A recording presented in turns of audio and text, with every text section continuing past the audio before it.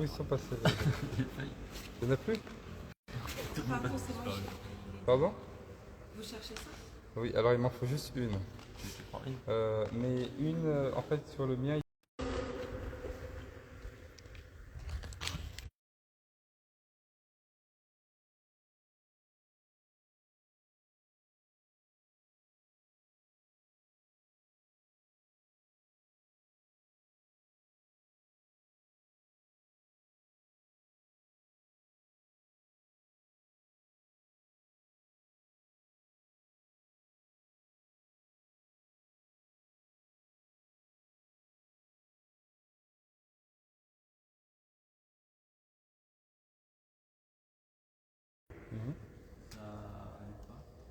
Ça ne découvre pas la grande nudité, effectivement. D'accord. Tu voulais répondre à autre chose? Je vais dire la même chose. Il y avait deux, enfin, il y avait deux, il y avait la lourde Voilà. et la légère. Et C'est si ça. ça découvre la lourde, alors ça annule, mais si c'est la légère, ben, ça fait ça. Tout à fait, c'est ça. Alors, je vous apporte quand même la précision, je ne sais pas si je vous l'ai dit la dernière fois, mais que certains fuqaha, ils n'aiment pas parler de aura lourde et aura légère. La aura, c'est la aura. Donc, ils ne font pas ces distinctions. Simplement, ils disent quand il y a certaines choses qui sont découvertes, la prière s'annule, et quand il y en a d'autres, elle ne s'annule pas. Mais ils ne font pas la distinction. Enfin, ils font une distinction, mais sans dire ça c'est aura lourde ou aura légère. Tout ça c'est la aura, il faut le. Simplement, ça annule, ça n'annule pas. Est-ce que c'est clair? Ah, mais qu'est-ce qu'il annule, qu'est-ce qu'il n'annule pas? Ça, on l'a vu. Ouais, mais j'étais pas très clair. Alors, qu'est-ce qui annule et qu'est-ce qui n'annule pas? Il nous demande, c'est ça. Oui. Alors Si on continue avec les aura lourdes, aura légère, si pendant la prière, le fait de couvrir sa aura lourde, c'est une obligation. La aura légère aussi, mais bidikri ou al-qudra, c'est-à-dire si on s'en souvient et qu'on a la possibilité de le faire.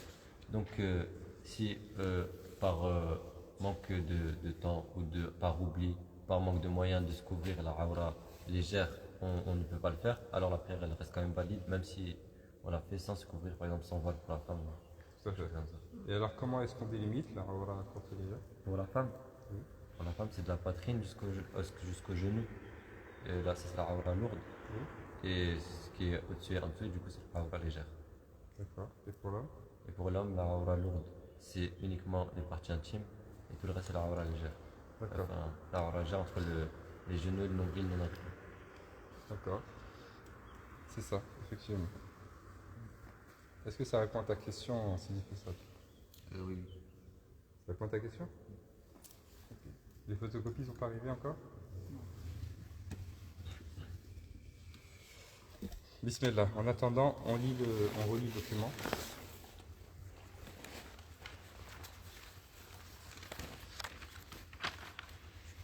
Ami, tu peux venir pour lire.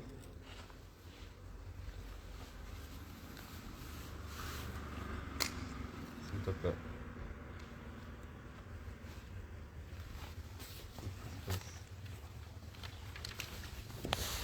On a des vrais problèmes de connexion dans la mosquée. Il faut qu'ils nous installent la fibre. Tu peux commencer. Hein. On lit, Inch'Allah, juste le document jusqu'à l'endroit où on est arrivé. Depuis le début, jusqu'à l'endroit où on est arrivé, en attendant qu'ils nous apportent les photocopies. Tfadal. Alhamdulillahi Rabbil Alamin, wassalatu wassalamu ala Rasulillah. Au nom d'Allah, le très miséricordieux, le tout miséricordieux. Et que la prière et le salut d'Allah soient sur notre maître Muhammad sallallahu alayhi wa sallam, ainsi que sur sa famille et sur ses compagnons.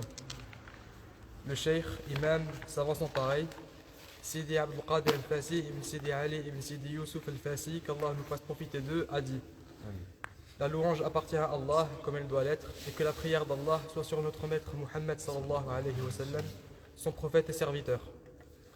La purification.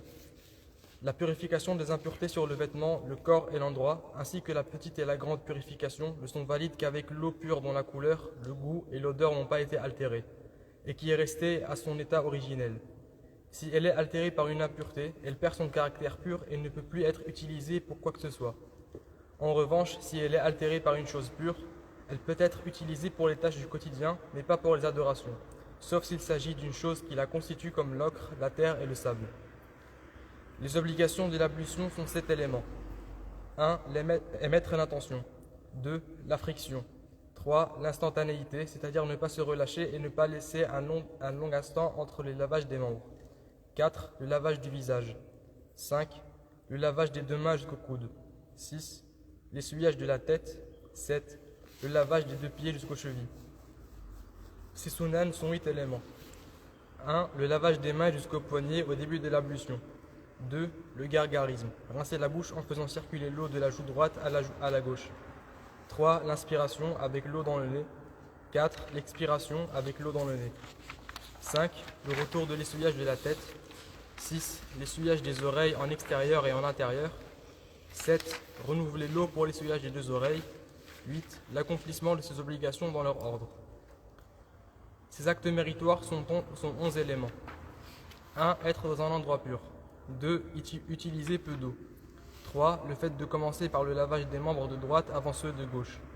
4. Le fait que l'ustensile utilisé soit mis à droite s'il a une grande ouverture. 5. Le fait de commencer lors de l'essuyage de la tête par son devant. 6. Le deuxième et le troisième lavage des membres concernés. 7. L'accomplissement de ces sunan dans leur ordre. 8. L'accomplissement de ces obligations et des obligations et des sunan confondus dans leur bon ordre. 9. L'utilisation du bâton d'arak, siwak, même avec le doigt. 10. Prononcer le nom d'Allah. 11. Frotter l'espace entre les orteils. Et il est détestable pour l'essuyage d'aller au-delà d'une seule et unique fois. De même pour le lavage des membres, il est détestable, voire interdit conformément à la divergence sur cette question, d'ajouter une 4e fois. Les annulatifs de l'ablution sont 1. L'urine. 2. Les flatulences.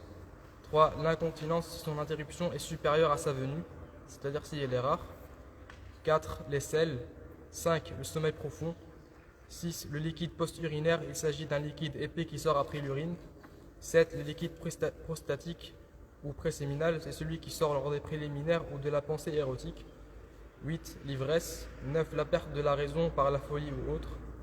10. Les caresses. 11. Le baiser. Comme les caresses, si l'on éprouve un plaisir, qu'il soit voulu ou pas, de même si l'on recherche le plaisir, qu'on l'éprouve ou pas.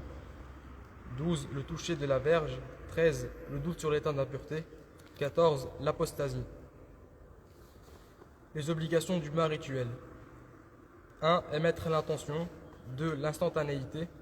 3. Le frottement des cheveux, et il n'est pas obligatoire de les défaire s'ils sont tressés sans fil. Il suffira de les presser avec les mains.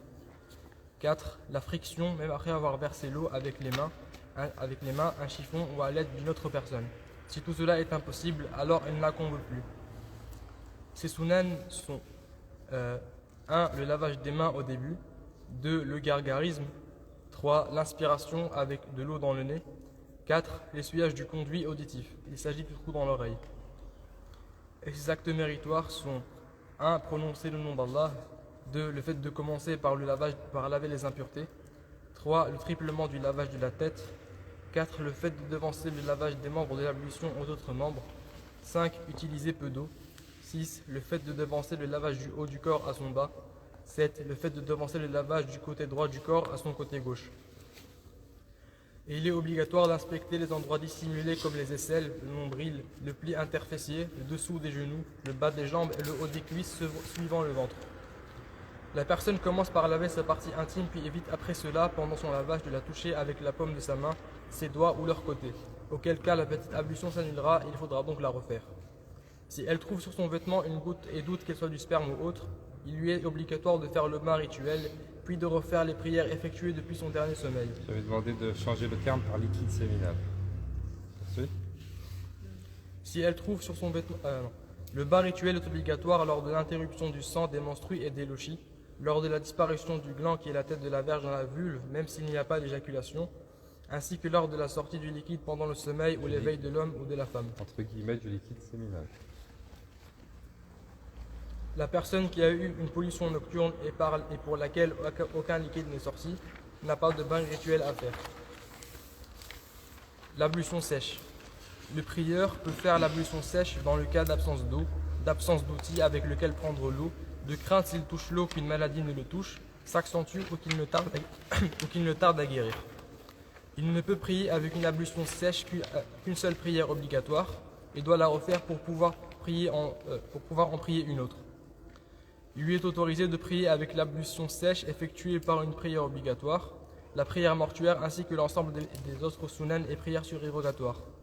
Il lui est également permis de faire l'ablution sèche pour ces dernières à condition qu'il soit en voyage ou malade. En revanche, s'il est résident en bonne santé et n'a pas d'eau, il ne fait pas l'ablution sèche pour la prière mortuaire sauf si elle lui est personnellement obligatoire. De même, il ne fait pas l'ablution sèche pour la prière du vendredi, mais il l'a fait pour les autres prières obligatoires. Il ne la fait pas non plus pour les prières surérogatoires, mais plutôt il les priera à la suite des prières obligatoires. Ses obligations. 1. L'essuyage du visage. 2. L'essuyage des mains jusqu'au poignet. 3. Émettre l'intention. 4. Poser les mains une première fois sur l'élément utilisé pour l'ablution sèche. 5. L'instantanéité. 6. Utiliser un élément terrestre pur, ça peut être de la terre, du sable, des pierres, etc. 7. Faire immédiatement suivre l'ablution sèche par la prière. 8. Accomplir l'ablution sèche qu'une fois que le temps de la prière est entré. La personne qui espère trouver de l'eau doit retarder l'ablution sèche jusqu'à la fin du temps durant laquelle la prière peut être accomplie librement. Elle s'ablutionne à ce moment et prie. Si elle désespère d'en trouver, elle priera au début du temps de la prière.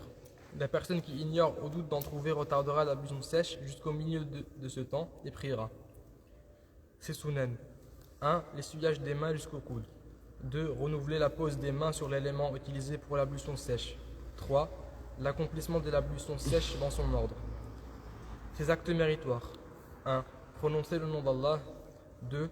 Commencer par essuyer le dos des doigts de la main droite en allant jusqu'au coude, puis essuyer le côté intérieur en remontant jusqu'au bout des doigts, puis faire la même chose avec la main gauche. L'ablution sèche s'annule avec les mêmes éléments qui annulent l'ablution ordinaire. Elle s'annule également lorsque l'eau est trouvée après l'accomplissement de l'ablution sèche, mais avant d'avoir prié. En revanche, si l'eau est trouvée après la prière, alors on ne refait pas cette dernière, sauf à la personne qui avait délaissé l'eau par crainte d'un voleur ou d'un lion par exemple. La personne qui espérait trouver de l'eau et qui a prié au début du temps de la prière, ainsi que celle qui est malade et qui n'avait personne pour lui verser l'eau, referont la prière s'ils sont toujours dans le temps durant lequel elle peut être accomplie librement. La prière. Ses conditions sont 1. L'orientation en direction de la Qibla, direction de la Mecque. 2. Couvrir la nudité. 3. La purification du vêtement, du corps et de l'endroit. 4. Être en état de pureté rituelle. Ces obligations sont... Alors, on a commencé les obligations, hein? Pas les sunan. Le sunan aussi, on l'a commencé? Oui, les obligations, mais on s'est arrêté. On a fait toutes les obligations. On a fait toutes les obligations. On a commencé les Non, sunan. on n'a pas commencé les sunan. On devait commencer les sunan. Ah oui, c'est ça, tout à fait, oui. Très bien. Alors vas-y, dis-nous les obligations. Ces obligations sont 1. Faire le takbir de sacralisation initiale. 2. Le fait de se tenir debout pour faire ce takbir. 3. Émettre l'intention au début. 4. La récitation de la Fatiha. 5. Le fait de se tenir debout pour la réciter. 6. L'inclinaison. 7. Le redressement après l'inclinaison. 8. La prosternation. 9. Le redressement après la prosternation. 10. L'accomplissement des actes de la prière dans leur ordre. 11. Prendre le soin de se tenir bien droit pour chaque position. 12. Prendre le soin de bien marquer un temps pour chaque position. 13. Faire le salam, la salutation finale. 14. Le fait d'être assis pour effectuer ce salam. 15. Le suivi de l'imam après le takbir de sacralisation et le salam, on ne le devance pas. 16. L'intention pour celui qui prie avec l'imam d'être guidé par lui. Et il n'est pas obligatoire pour l'imam de mettre l'intention de diriger la prière, sauf pour le regroupement des prières, celle du vendredi, celle de la crainte et pour le remplacement d'un autre imam qui a dû quitter la prière. La prière n'est pas obligatoire pour celle qui a les menstrues ou les lochis, et il ne lui est pas demandé de les rattraper, de même pour la personne qui était inconsciente. Ah. J'ai une question. C'est quoi les regroupements des prières? C'est genre, par exemple, lorsque tu es en voyage? Tu es où là? Pour tout en bas, après les obligations. Je vais pas encore lire. C'est la liste. C'est ça. T'as un petit paragraphe en dessous des obligations là. Non, on parle de le gem. Le gem, dans le cadre quand c'est fait dans la mosquée, donc il n'est pas autorisé sauf dans des cas particuliers. Parmi ces cas particuliers, on retrouve le cas, notamment on retrouve dans les livres de fiqh le cas de forte pluie, par exemple, ok, ou dans forte pluie dans lesquelles voilà, c'est compliqué de se rendre à la mosquée, il y a de la boue, etc. Donc là, on va faire le jam'. On va réunir un petit peu donc les prières, le Maghrib avec l'Aïcha par exemple. Et ça, j'avais déjà expliqué ça. On s'était arrêté là-dessus. Comment est-ce qu'on fait, hein, donc l'adhan qui se fait à l'extérieur, hein, au moment du Maghrib, puis on fait la prière, et puis on refait l'adhan uniquement à l'intérieur de la mosquée, ok, sans le faire à l'extérieur, l'iqama, et puis on fait la prière de l'Aïcha. C'est des détails, hein, oui. Le regroupement des prières. Ah, mais là, on parle uniquement pour l'imam. Ouais, c'est ça. Là, c'est ce qui concerne lui, oui. Une question sur les impuretés et sur les vêtements. Si on n'a pas conscience qu'on ne sait pas, il y a obligation quand même, si on a un petit doute, de laver le vêtement Alors, on n'entre jamais de toute façon dans la prière avec un doute. C'est-à-dire que si j'ai un doute, il faut que j'enlève ce doute-là avant d'entrer dans la prière. De même qu'on ne sort pas de la prière avec un doute. Ça, on l'a vu. Donc, si jamais je suis pendant ma prière et que je doute, je ne vais pas sortir de ma prière pour un doute. La prière, c'est une chose qui a beaucoup trop de valeur et qui est beaucoup trop importante pour que je sorte de la prière pour un doute uniquement.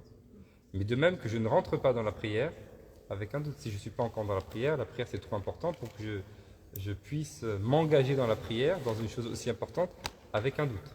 Donc je m'assure de ne pas avoir effectivement d'impureté.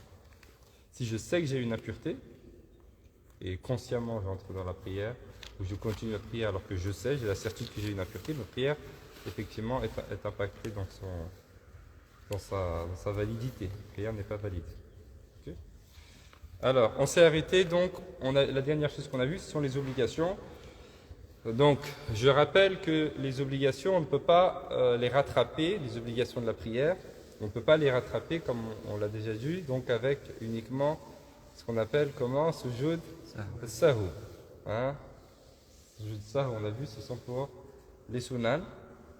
Et donc, chaque obligation doit absolument être faite. Et j'oublie une obligation, je dois faire cette obligation pour que la prière soit valide. C'est une nécessité. S'il manque une obligation, il manque la prière.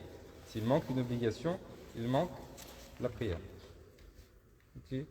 À l'accomplissement des obligations se rattache la validité et l'accomplissement de la prière. Naam. Mais si on oublie une obligation et du coup on la rattrape, alors on fera quand même un sujoud parce qu'on a rajouté quelque chose. Si on a ajouté quelque chose, oui, mais ce n'est pas forcément le cas.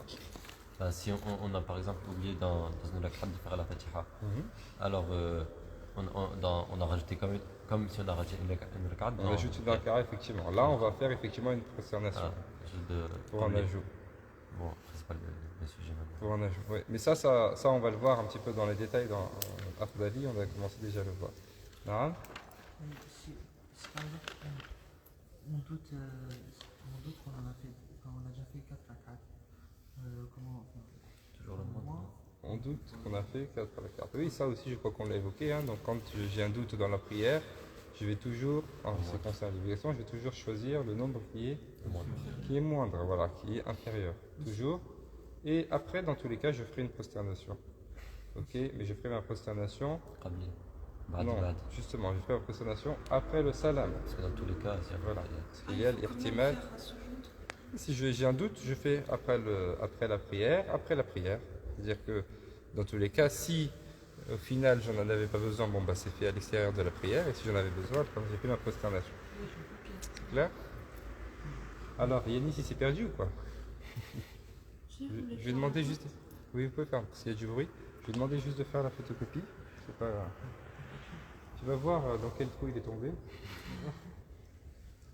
Si tu arrives à regarder. Bismillah. C'est bon pour les obligations? Ça va?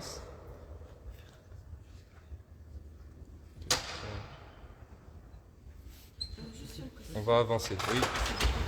Dans les conditions, Oui. la quatrième, c'est être en état de pureté rituelle, c'est-à-dire avoir ses ablutions. Tout à fait. Ça implique aussi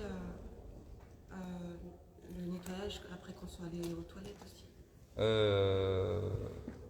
Alors, Parce que si ça fait pas partie de l'ablution. Quand on parle là de la pureté rituelle, être en état de pureté rituelle, on parle justement d'un état. Donc on n'enlève pas une chose palpable sur nous-mêmes. Hein, on parle d'un état, donc c'est mais l'état si de la pureté. personne elle a oublié de se nettoyer, ça veut dire qu'elle a Alors. une impureté sur elle et l'ablution elle ne sera pas valide. Mais c'est pas l'état de pureté rituelle. Ah, C'est le point qui est précédent, la purification ok. du vêtement, du corps et de l'endroit. Ça veut dire que sur moi, je peux avoir une impureté à cause de ça, sur mon vêtement ou bien sur mon corps à cet endroit-là parce que je ne me suis pas correctement nettoyé. Donc ça rentre plus là-dedans. Ok. Ok. Donc ça, on entrera dans les détails là-dessus quand on va faire d'autres ouvrages par la suite. Hein, Inch'Allah. Donc, ici déjà, oui. Je me trompe si je fais 3 4 alors que c'est la vie de la prière directement.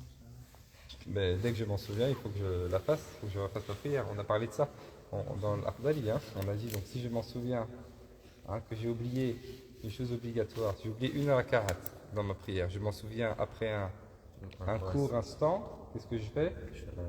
Je fais la rakaat tout de suite. Et on fait le. Par contre, si je m'en souviens, tout à fait.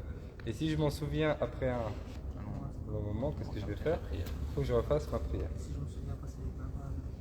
Si je m'en souviens pas, Si on se Ouais, souvient t'as pas, pas c'est comme si on ne savait pas. alors, Mais il ne faut pas être des Yanis, ils ont besoin de traite, ils ont du mal à comprendre. Ça me bloque. ah bon? C'est bizarre à prendre. Bon, dis-lui qu'il vient, c'est pas grave, je vais faire la photocopie après. Je sais qu'il n'y a pas de document. T'as pas? Je suis en France. Qui d'autre? Toi aussi? Ioub, dis à Ioub d'aller les voir. Il est dans le salon. Tfadal. On avance, Inch'Allah. Bismillah. Donc les sunan, oui. Bismillah, comme ça on avance un petit peu. Je vais les voir rapidement. Parce qu'il faut qu'on avance dans le cours. On les laisse. Yallah. Ces sunan sont Ces sunan sont 1. La récitation d'une sourate dans la première et la deuxième raka'a, unité de prière. Donc, première chose, attention, faites bien la différence entre les obligations et les sunnahs. Donc, on a dit, il manque une obligation, il manque la prière. Et je ne peux pas réparer l'obligation en faisant juste, je vais faire 2 prosternations, c'est bon, non. Il faut absolument que je fasse cette obligation. Ok. Par contre, les sunnahs, effectivement, c'est inférieur à l'obligation. J'oublie de faire une sunnah, on regarde. Dans la prière, les sunnah, qu'est-ce que c'est que les sunnah? Sunnah, c'est le pluriel de sunnah, sunnatun, wahida, sunan, muta'addida. Donc, sunan, les sunan dans la prière se divisent en 2 catégories. Il y a des sunan qui sont, on appelle les sunan lourdes, ok, ou bien les sunan appuyées, d'une part, et puis on a les sunan qui sont légères. Chaque sunan lourde, chaque sunan appuyée nécessite, si on l'oublie, de faire 2 prosternations de réparation, ce qu'on appelle sujoud as-sahou. Sujoud as-sahou, ça je ne rentre pas dans les détails puisque on le voit dans l'Akhdari, juste après, dans le cours après. Donc, c'est une nécessité pour chaque sunnah lourde, mu'akkada. En revanche, si c'est une sunnah qui est légère, alors il n'est pas nécessaire, si c'est une seule sunnah qui est légère, il n'est pas nécessaire de faire une prosternation de réparation. Par contre, si c'est 2 sunnahs, à partir de 2 sunnahs légères, 2 sunnahs légères égale une sunnah lourde. Donc, je fais la prosternation effectivement de rattrapage. Et attention, cette prosternation de rattrapage peut devenir obligatoire si ça concerne 3 sunnahs. Parce que 3 sunnahs, on considère que 3 sunnahs égale une obligation. 3 sunnahs légères. 3 sunnahs de manière générale. Mais comment ça veut dire que si on Par exemple, dans la même prière, j'ai oublié tashahhud, Oui. plus j'ai oublié une deuxième sunnah, une troisième sunnah. Oui, mais comme vous avez dit, au bout de 3 sunnahs, le sujoud il devient obligatoire. Ça veut dire Tout à fait. Le sujud sahou, ce n'est pas une obligation à la base, c'est une sunna. C'est pourquoi, comme يقول سيدنا ابن عاشر ماذا يقول واستدرك القبلية مع قرب السلام. Donc la personne qui doit faire le sujoud avant le salam, elle peut le rattraper après. Si elle l'oublie, mais qu'elle s'en souvient un court instant après le salam, elle peut le faire. Et si elle s'en souvient un long instant après, bah, ça y est, elle n'a plus besoin de le faire. Alors que si c'était une obligation, il faut absolument que je le fasse. Ou bien que je rattrape ma prière. Oui. Donc au bout de 3 semaines oubliées, c'est considéré une obligation, donc là il faut rattraper après. Il faut faire obligatoirement le sujet de ça. Si je ne le fais pas, là il faudra effectivement refaire la prière. Oui, c'est ça.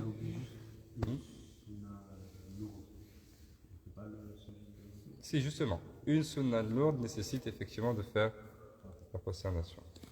Mais ça voilà, ici on n'a pas les détails de tout cela, comme j'ai dit, l'Akhdari entre dans les détails pour tout cela. Donc on avance là, les sunan, première il nous dit donc la récitation d'une sourate dans la première et la deuxième raka'a, première et deuxième unité de prière. Nous avons vu dans les obligations, et ça c'est un hadith du prophète sallam, la salata liman lam yaqra bi fatihatil kitab. C'est un hadith que l'on retrouve dans le sahih de l'imam al-Bukhari. Le prophète sallam ne dit pas de prière pour la personne qui ne récite pas la fatiha.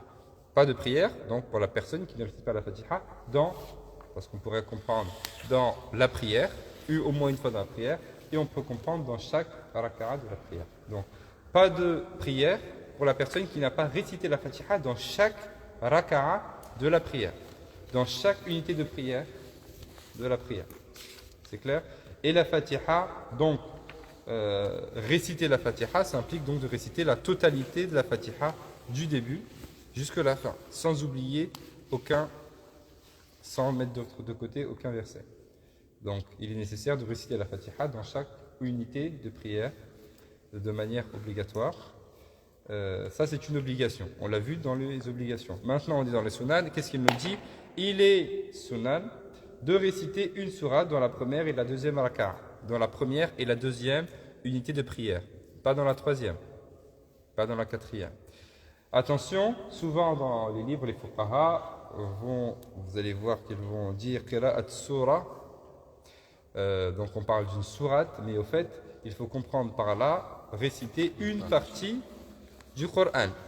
Réciter une partie du Coran, c'est pas forcément une sourate complète. Alors c'est vrai, on va le voir, c'est une recommandation, il est recommandé, il y a des sourates qui sont recommandées en fonction des prières, aussi des longueurs, et puis il y a aussi donc la recommandation de réciter une sourate du début à la fin, réciter une sourate complète du début à la fin.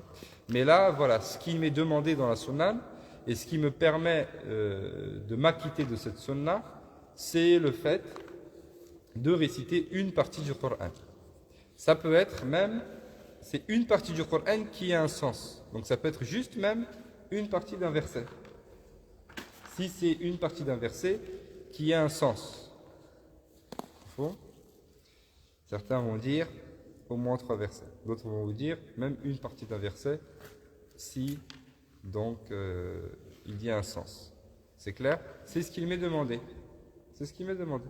C'est pourquoi si l'imam il se trompe dans la prière par exemple, il a récité une partie du Coran, et puis à un moment donné il s'arrête, il a un doute. Qu'est-ce qu'il fait? Il passe au verset suivant, s'il ne trouve pas le verset. Il ne trouve pas le verset suivant aussi, il passe à celui d'après. Il ne trouve pas celui d'après, il va en inclinaison, c'est pas grave. Il n'y a pas de problème. Parce qu'il a déjà récité une partie du Coran. Faux? Non. Ça, c'est une sunna forte ou légère?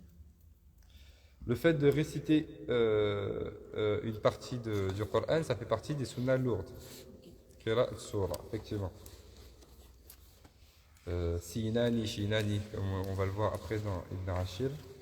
Donc les deux signes, surah et sir. Donc le fait de réciter une partie du Coran après la Fatiha et le fait de respecter le fait de le faire à voix basse quand il le fait. Donc la récitation d'une sourate dans la première et la deuxième raka'a. Donc ça, bien évidemment, ce qui veut dire que lorsque ce sont des prières de 3 unités, comme la prière du Maghrib, ou bien des prières de 4 unités, comme la prière de l'Isha, ou bien la prière de Dhuhr, ou bien la prière de l'Asr, eh bien, dans les deux dernières unités de prière, on ne récite pas de sourate après la Fatiha.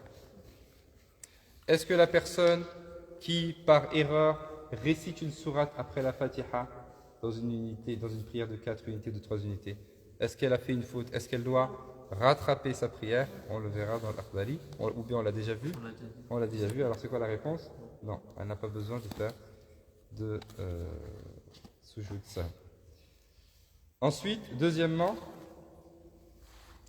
Le fait de se tenir debout pour les réciter. le fait de se tenir debout pour les réciter. Nous avons déjà vu dans les obligations la nécessité dans les obligations. Donc, il fait partie des obligations le fait d'être debout pour faire takbir al-ihram, le takbir de sacralisation. Il fait partie également des obligations le fait d'être debout pour réciter également la Fatiha.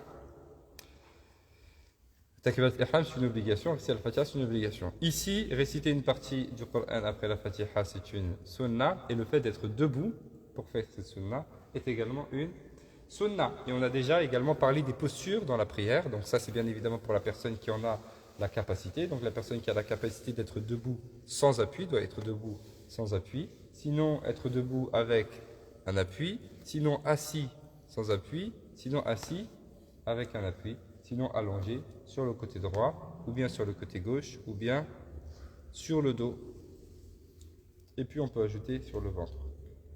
Et ça, c'est aussi une sunna lourde, le fait de se tenir debout. Non. Si c'est en lien avec la récitation. C'est-à-dire que si j'oublie la récitation, ça va être considéré comme deux sunnan que j'ai délaissés. Puisque si j'ai délaissé la récitation, ça va automatiquement dire que j'ai délaissé la station debout pour la récitation. C'est pour ça que si je délaisse ça, il considère les fuqaha que j'ai délaissé deux sunnan, et pas une. C'est possible de préciser à chaque fois si c'est une sunna lourde ou légère. Alors, on essaye de respecter la méthodologie de l'ouvrage. Quand il a fait le choix de ne pas distinguer, parce que c'est un ouvrage résumé. Par contre, dans les ouvrages dans lesquels c'est détaillé, il nous donne les détails. Et on le verra de toute Oui, bien sûr, ça va de soi. Parce que sinon, ça ne sert à rien de faire livre après livre, si on donne plus de choses qu'il y a dedans. D'accord. Mais ça, on va le voir, Inch'Allah. Donc, ensuite, Le fait de réciter à voix haute ou à voix basse au moment approprié. donc le fait de réciter à voix haute et à voix basse, as-sirr wal-jahr. As-sirr wal-jahr, réciter à voix haute et à voix basse quand il le faut. Donc, de manière générale, la règle, donc ça, il n'y a pas un hadith, un texte qui nous l'enseigne, mais c'est une règle que l'on tire des règles religieuses. Ça, c'est une règle que l'on tire de la manière dont on applique un petit peu donc, les règles religieuses, de la manière dont se font les prières. Okay. Les prières de nuit, elles se font à voix haute, et les prières de jour, elles se font à voix basse. Les prières de nuit se font à voix haute, et les prières en journée, elles se font effectivement donc à voix basse. Donc pour le subh, effectivement, le maghrib et l'isha, c'est à voix haute, bien évidemment, donc là, les deux premières unités de prière, et pour les autres, donc dhuhr, l'asr, effectivement, elles se font donc à voix basse, y compris, je l'applique, pour les prières surérogatoires. Y compris pour les prières surérogatoires. Oui, bien sûr, y compris pour les prières surérogatoires. Alors, la personne qui ne respecte pas cela, est-ce que ceci impacte la validité de sa prière, etc. Non, absolument pas. Ça n'a absolument aucun impact. Il n'y a pas de problème là-dessus. Simplement, voilà, c'est une règle qu'on a tirée de la manière dont on fait nos prières. C'est clair? J'ai appris que si on ne respecte pas le fait de réciter à voix haute ou à voix basse, on doit faire un sujoud de réparation. Tout à fait. Tout à fait. Mais là, je parle pour les prières surrogatoires. La personne qui ne respecte pas, ça pour les prières surrogatoires. Pour les prières obligatoires, ça va de soi. Donc, bien évidemment, ça fait partie aussi des sunnas donc, qui sont lourdes, as-sirru wal jar. Donc la personne qui récite à voix basse au lieu de réciter à voix haute va devoir faire un sujoud avant le salam. Et la personne qui récite à voix haute au lieu de réciter à voix basse va devoir faire un sujoud après le salam. On considère qu'elle a ajouté quelque chose alors que l'autre a voilà. Naam. Il y a quand même une tolérance de 3 versets pour celui qui n'a pas fait exprès. Tout à fait. Certains fuqaha, effectivement, laissent cette tolérance de 3 versets comme on l'a évoqué, mais certains disent qu'on fait quand même cette prosternation pour, par humiliation de la shaitan, c'est ça. Hein? J'ai oublié ma question. C'est pas grave. Non. Du coup, pour les prières surrogatoires lundi, c'est pas une obligation de le faire un peu. Non. Ni pour les prières qui sont obligatoires. C'est pas une obligation, on n'a pas parlé d'obligation. On est dans les sunan là.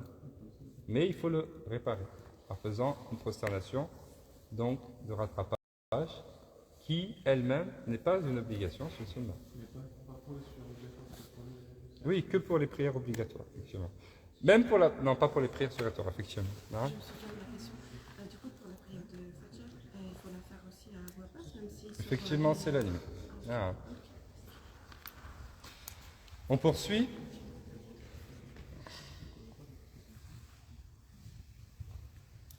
Qui pose une question? Non. Non. Avance. Bismillah. Est-ce que, par exemple, quelqu'un qui doit faire une prière, mais il va poser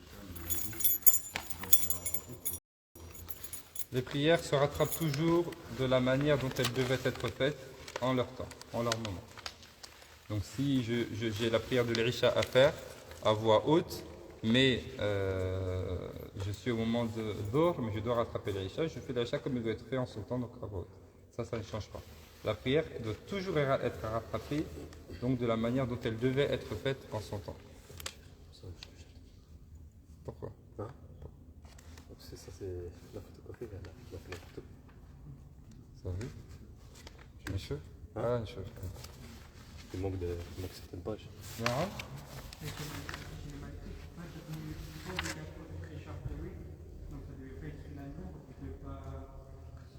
J'ai pas compris.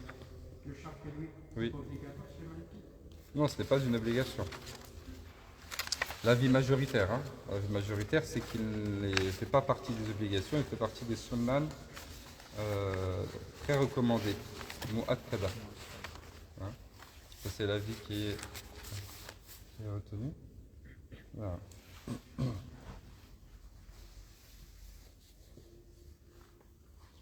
Ensuite, Faire l'ensemble des takbirs, sauf celui de sacralisation. donc l'ensemble des takbirat que l'on fait pendant la prière.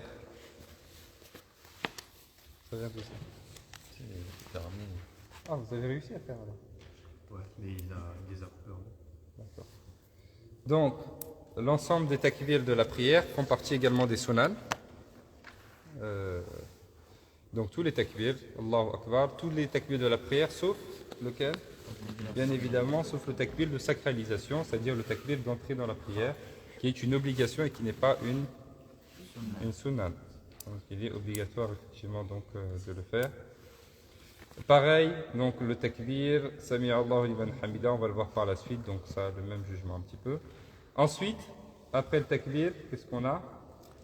Faire l'ensemble des tashahhud. Voilà, les 2 tashahhud, hein, ou bien au plus, parce que si on a fait des prosternations de rattrapage, on va avoir également des tashahhud à faire. Également, ce sont donc des sunan, l'ensemble des tashahhud. Oui. Est-ce que du coup, par exemple, ceux de l'Aïd, ceux de Janaza,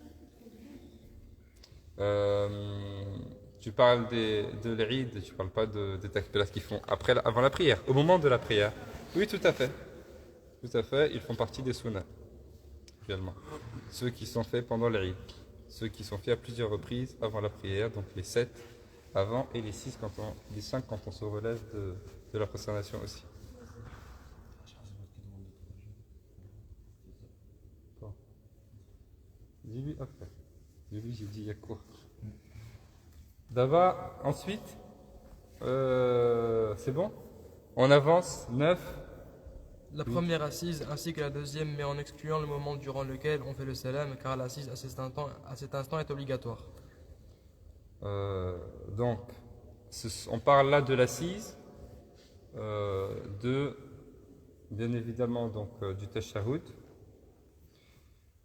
Et il dit, en excluant le moment où on fait le salam, puisque le salam est une obligation, l'assise pour le salam également est une obligation. On l'a vu juste avant. Tu peux répéter? Le moment, l'assise, pour faire le tashahhud, el-julus, les deux julus, c'est les jimani, les deux jim, jar ou el-julus. Le julus, c'est l'assise, à ce moment-là.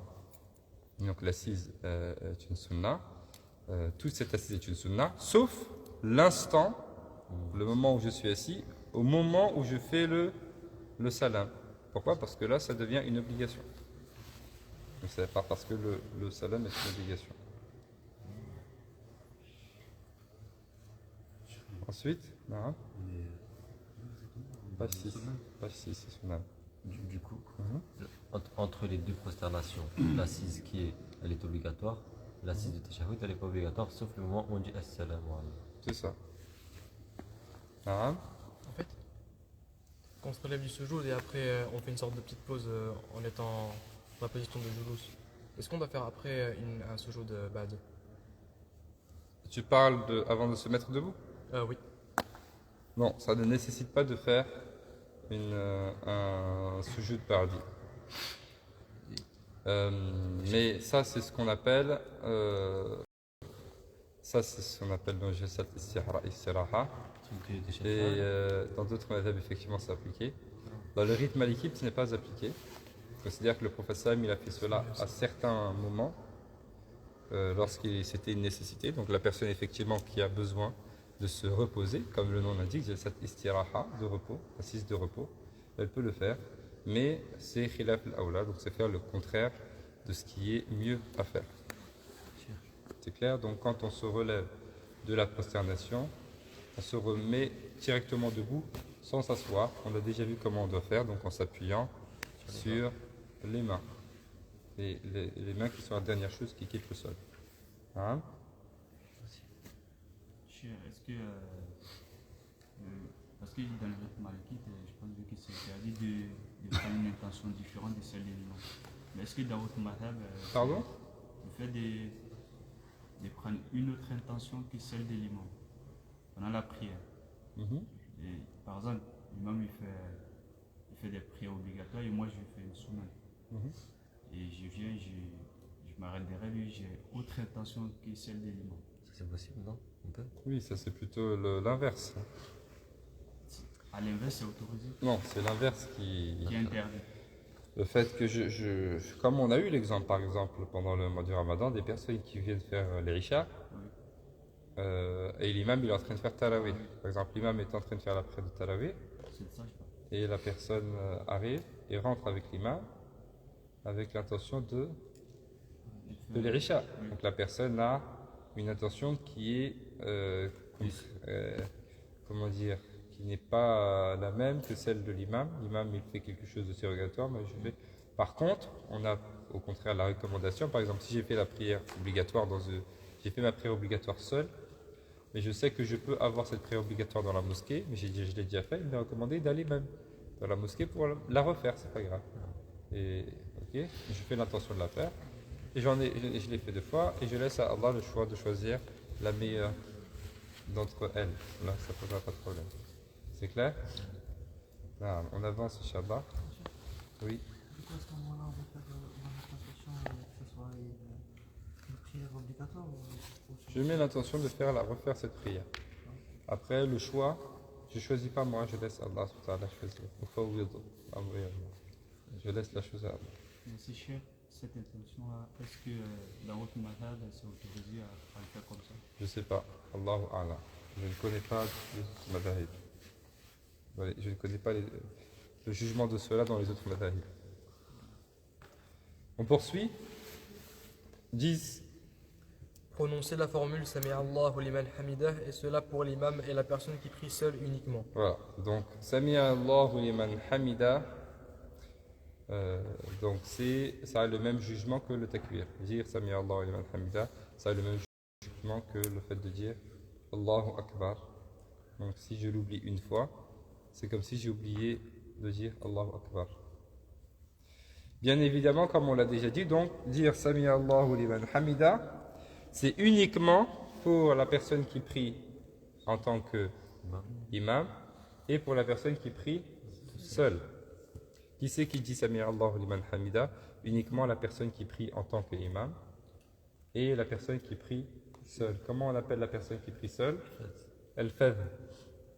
Donc la personne qui prie en tant qu'imam, quand elle se relève de l'inclinaison, elle va dire Sami Allahu liman hamida. La personne qui prie seule, quand elle se relève de l'inclinaison, elle va dire Sami Allahu liman hamida, Rabbana wa lakal hamd. Elle dit les deux. La personne qui prie seule, elle dit les deux.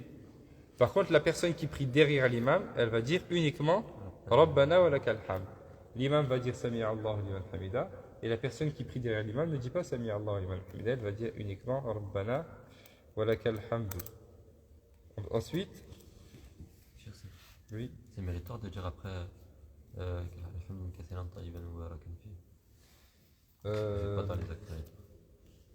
oui, ça s'est rapporté dans un hadith, effectivement, Rabbana wa lakal hamd wa hamdan kathiran tayyiban mubarakan fi. Certains préfèrent qu'on se dans les prières obligatoires qu'on se contente Sami Allahu liman hamida Rabbana wa lakal hamd. Puis dans les prières surrogatoires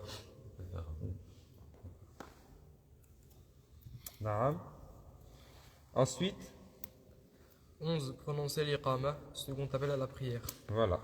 Également faire l'iqama. Donc l'iqama c'est une sunna également. Une sunna qui peut être une sunna aïliya comme elle peut être une sunna kifaiya. Donc c'est une sunna qui peut être une sunna collective comme elle peut être une sunna individuelle. Si je prie seul, c'est une sunna individuelle. Donc c'est pas une obligation, c'est une sunna. Donc c'est pour ça qu'il faut la faire, parce que c'est une sunna individuellement.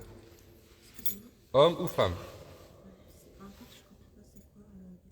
Iqama, c'est le second appel à la prière. Donc il y a l'adhan et il y a l'iqama. Donc l'adhan, c'est l'appel à la prière. Allahu Akbar, Allahu Akbar. Ashhadu an la ilaha illallah, ashhadu an la ilaha illallah, ashhadu anna Muhammadan rasulullah, ashhadu anna rasulullah. Hayya ala as-salah, hayya ala as-salah, hayya ala al-falah, hayya ala al-falah. Allahu Akbar, la ilaha illallah. Dans le rite malikite, c'est de cette manière que se fait l'adhan. C'est-à-dire qu'au début, on dit Allahu Akbar 2 fois uniquement, non pas 4 fois. Allahu Akbar, et non pas Allahu Akbar, Allahu Akbar, Allahu Akbar. Juste 2 fois. Allahu Akbar, Allahu Akbar. Ensuite, j'abaisse ma voix et je fais la shahada à voix basse. Donc Allahu Akbar, Allahu Akbar. Ashhadu an la ilaha illallah, ashhadu an la ilaha illallah, ashhadu anna Muhammadan rasulullah, ashhadu anna Muhammadan rasulullah. Ashhadu an la ilaha illallah. OK? Ça c'est aussi une sunna dans le Maliki. Donc je dis Allahu Akbar à voix haute, puis j'abaisse ma voix, je fais les 2 attestations à voix basse avant de les faire à voix haute dans l'appel à la prière pour tout le monde. OK? Ça c'est pour l'adhan. Ensuite, l'iqama dans les rites malikides. Allahu Akbar, ashhadu an la ilaha illallah, ashhadu anna Muhammadan rasulullah, hayya ala salah, hayya ala al-falah, qad qamati salah, Allahu Akbar, la ilaha illallah. Donc, dans les rites malikides, dans l'iqama également, on dit Allahu Akbar 2 fois uniquement, et pas 4 fois. Et on dit qad qamati salah une seule fois, et non pas 2 fois. Asadi n'est pas malikite. Il est Shafi'i. Notre muaddi. On poursuit. Est-ce que c'est clair pour l'iqama? Donc bien évidemment, quand je suis dans un groupe, l'iqama c'est une personne, ça devient donc une sunna collective. C'est une personne, uniquement muaddin, qui va le faire pour tout le monde. Mais si je prie seul, je le fais moi, pour moi-même. Et je le fais pour chaque prière obligatoire, y compris celle que je rattrape. Oui. Vu qu'on avait vu qu'en fait le takbirat al-ihram salam, on avait vu que c'était recommandé de les faire à voix haute, même pour une prière à voix basse. Tout à fait. Est-ce que l'iqama aussi on le fait à voix haute? Oui, l'iqama il se fait aussi, il se fait à voix haute. Il faut faire à voix haute. Même dans une prière à voix basse. Tout à fait. C'est recommandé. Mais ce n'est pas une obligation. Oui. Ah oui, j'allais dire, est-ce que si on ne le fait pas, est-ce que ça impacte la prière ou Non. pas? C'est recommandé de faire takbir. D'abord, il est à l'extérieur de la prière, l'iqama. Ouais. Ah, d'accord. Il est à l'extérieur de la prière et puis il n'a ça n'a aucun impact sur la validité de la prière. Ok, merci. Voilà. C'est recommandé de faire les takbirat à voix haute dans la prière. Le premier Ah, juste le premier. est le salam. Pas tous. Non, le premier est le salam. Les autres, on ne les entend pas. Voilà, voilà, c'est ça. Sauf pour l'imam. Oui. C'est comme Amin. En fait, par exemple, dans la prière qui est prise normalement à voix haute, est-ce que les takbir qui sont pas takbir l'ihram, est-ce qu'on les fait à voix haute ou à voix basse? Non, on ne les fait pas à voix haute, on les fait à voix basse. Les gens font le contraire aujourd'hui. Le salam, les takbirat ihram, c'est eux qui doivent être vraiment à voix haute. Au contraire. Non. C'est vrai que c'est la personne qui est à droite qui doit faire l'ihram pour celui qui dit sa prière. Pardon? J'ai entendu que par exemple pour la personne qui fait sa prière, c'est la personne à sa droite qui doit faire l'ihram. Effectivement, parce que l'imam est toujours à gauche. La personne qui prie à l'imam est toujours à la droite de l'imam. Donc, s'il y a deux personnes qui prient, l'imam sera ici, la personne qui prie avec l'imam sera à droite de l'imam. Donc, forcément, c'est elle qui va faire l'iqama. La personne qui est à la droite de l'imam, c'est elle qui va faire l'iqama. Mais l'imam peut aussi le faire, ça ne pose pas de problème. Voilà. C'est une obligation d'être à droite Pardon? si on prie à deux. C'est une obligation de se mettre à droite, enfin, de prier. L'imam il se met à gauche.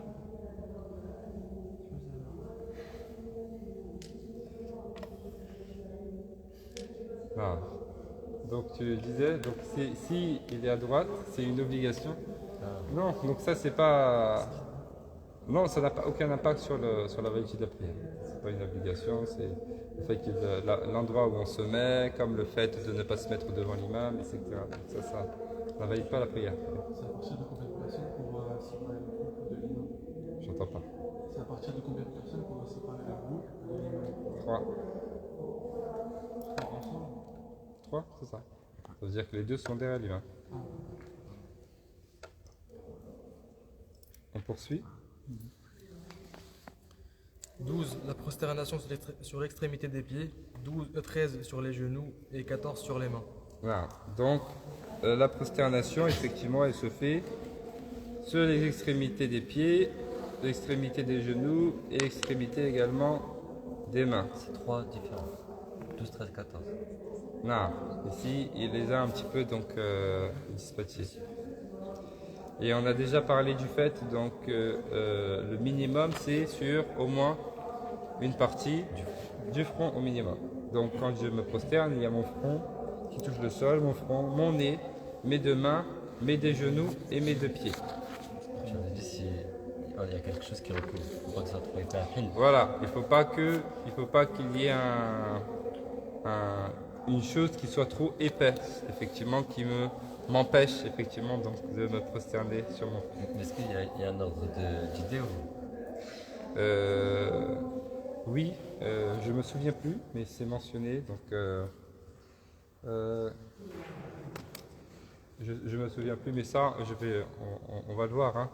Ça, il y a un détail, c'est détaillé ça dans le char de Ibn Ashir, quand il parle des actes détestables, il dit وَكَرِهُ بَسْمَلَةً تَعَوُّذَا فِي الْفَرْضِ وَسُجُودَ فِي كَوْرِ الْإِمَامَ. Donc c'est... Donc parmi les choses qui sont détestables, il évoque donc la basmala, etc. Il évoque le fait de se prosterner sur voilà, les yamama, et dans le chat, il évoque un petit peu une mesure. Alors là, pendant qu'on s'est parlé, par exemple, si j'ai ma... Mais c'est quand c'est épais, vraiment épais. Donc ça compte pas. Mais c'est mieux quand même non, de faire comme ça. Non, pas de ça. Ça n'a pas d'impact. D'accord. Même si, voilà, il y a cette recommandation d'être directement au sol. Même le tapis de prière, à la base, il est recommandé de prier à même le sol, sans rien, sans tapis de prière. Ça veut dire que même si je sais que chez moi, par exemple, le sol est propre, ou que je suis à un endroit où le sol est propre, je n'utilise pas de tapis de prière. Je prie directement au sol, parce que c'est ça la prière. La prière, c'est justement mettre son front au sol pour Allah subhanahu wa ta'ala, sans aucun ha'il. Ok? Oui. Et dans le Madame Maliki, j'ai appris que c'était recommandé de prier sur des tapis qui n'étaient pas trop épais aussi. De manière générale, de ne pas prier sur des tapis, tout simplement. Si je prie sur un tapis, moins il est épais, mieux c'est. Oui. Oui. Les tapis qui sont faits en paille, ils sont recommandés, non? Enfin, je sais pas, j'avais lu ça. Ils ne sont pas recommandés, mais ils sont préférables à ceux qui sont un peu plus épais. C'est pas une recommandation. Ok. On parlait plutôt de détestabilité de mettre un fa'il. Oui. Oui. Et là, du coup, c'est compté comme le sol ou comme. Inch'Allah, c'est compté comme le sol. Un tapis au sol. Puisqu'il est dur. Voilà, il t'a pas fait. Oui. Tu peux prier dessus. Si tu as la possibilité de ne pas le faire, ce n'est pas une nécessité, c'est mieux de ne pas le faire. Très simplement. On poursuit. 15. Le fait d'écouter attentivement la récitation à voix haute de l'imam pour celui qui est dirigé par lui. Je vais dire quelque chose.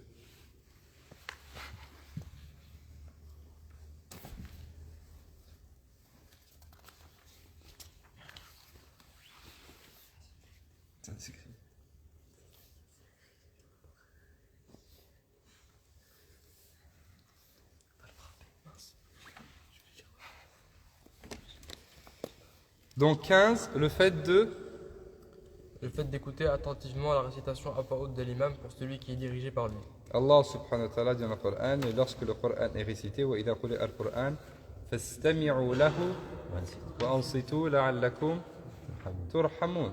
Lorsque le Coran est récité, écoutez attentivement et taisez-vous et faites silence. Ainsi peut-être on vous fera miséricorde. Donc il est recommandé, lorsque c'est une prière à voix haute, comme Subh, comme les deux premières unités du Maghrib et comme les deux premières unités de l'Isha, ou comme la prière de l'Jumu'ah, ou comme la prière de l'Idayn, les prières de l'Idayn, à chaque fois que l'imam récite à voix haute, je ne récite pas, j'écoute l'imam. Je ne récite pas, j'écoute l'imam. Okay? Donc quand c'est une prière à voix haute, lorsque c'est une raka à voix haute que l'imam récite, j'écoute l'imam en étant très concentré, uniquement.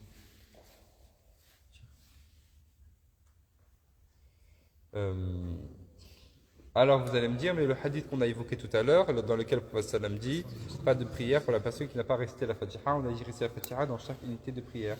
Mais là, quand je prie avec l'imam, c'est l'imam qui prend cette responsabilité. Okay? Donc ça pose pas de problème. En revanche, quand l'imam ne récite pas à voix haute, par exemple, c'est les dernières unités, on récite que la Fatiha à voix basse, là il est recommandé pour moi de réciter la Fatiha. Pareil, quand c'est une prière à voix basse, il est recommandé de réciter. Par exemple, là on va faire la prière de Dhuhr. La prière de Dhuhr, c'est une prière à voix basse, donc il est recommandé que chacun récite la Fatiha et récite une surah. Mais imaginons la personne qui vient à la mosquée, qui prie derrière l'imam, qui ne récite strictement rien du tout, qui dit juste Allahu Akbar, Salamu Alaikum, qui fait tashahhud, etc. Mais ça veut dire quand elle est debout, elle ne récite rien, elle reste comme ça, sa prière est quand même valide, parce que c'est l'imam qui prend cette responsabilité-là. Mais elle n'a pas fait ce qu'il faut faire, parce qu'il est recommandé de réciter. Sauf quand l'imam récite à voix haute, j'écoute. C'est clair? Ça c'est pour nous dans le rite malékite, dans d'autres rites, ça peut être différent. Oui. Pendant la prière de Tarawih, j'aurais bien faire récitant en tant que l'imam. Je lisais le Coran, mais enfin, ça Tarawih, c'était pas de base, c'était pour souvent réviser le Coran. Alors, la personne qui veut réciter avec l'imam, la personne qui veut réciter peut réciter à l'extérieur de la prière. Elle peut rester à l'extérieur de la prière, s'asseoir et suivre avec un mushaf. Si elle veut rester, il n'y a pas de problème. Que suivre avec un mushaf, il le faisait pendant la prière aussi? Oui, pendant la prière. Mais la personne qui veut, à la base, cette recommandation-là, parce qu'il est recommandé, pendant le mois de Ramadan, de finir le Coran dans les prières de nuit. Ça, c'est une recommandation. Donc, ils ont dit, les fuqaha, la personne qui ne mémorise pas tout le Coran peut prendre le mushaf et lire du mushaf. Elle prend le mushaf avant d'entrer dans la prière. Quand elle entre dans la prière, elle a déjà le mushaf en main et elle va lire. Voilà. De là à passer au fait qu'une personne qui prépare en tant qu'imam suive avec un mushaf. D'accord? Ça n'a pas d'impact sur la validité de la prière. Mais pourquoi est-ce qu'elle ne lit pas en dehors de la prière? Plutôt que de lire dans la prière, c'est mieux. Ok, elle n'a pas le temps, elle veut profiter de ça, il n'y a pas de problème. Mais lire en même temps que l'imam, ça non, il ne faut pas. Alors, est-ce que ça impacte sa prière? Donc, ça n'impacte pas sa prière. Mais c'est faire le contraire de ce qui est recommandé. Donc, il y a moins de récompense en cela, puisqu'il m'est demandé d'écouter. C'est clair? Oui.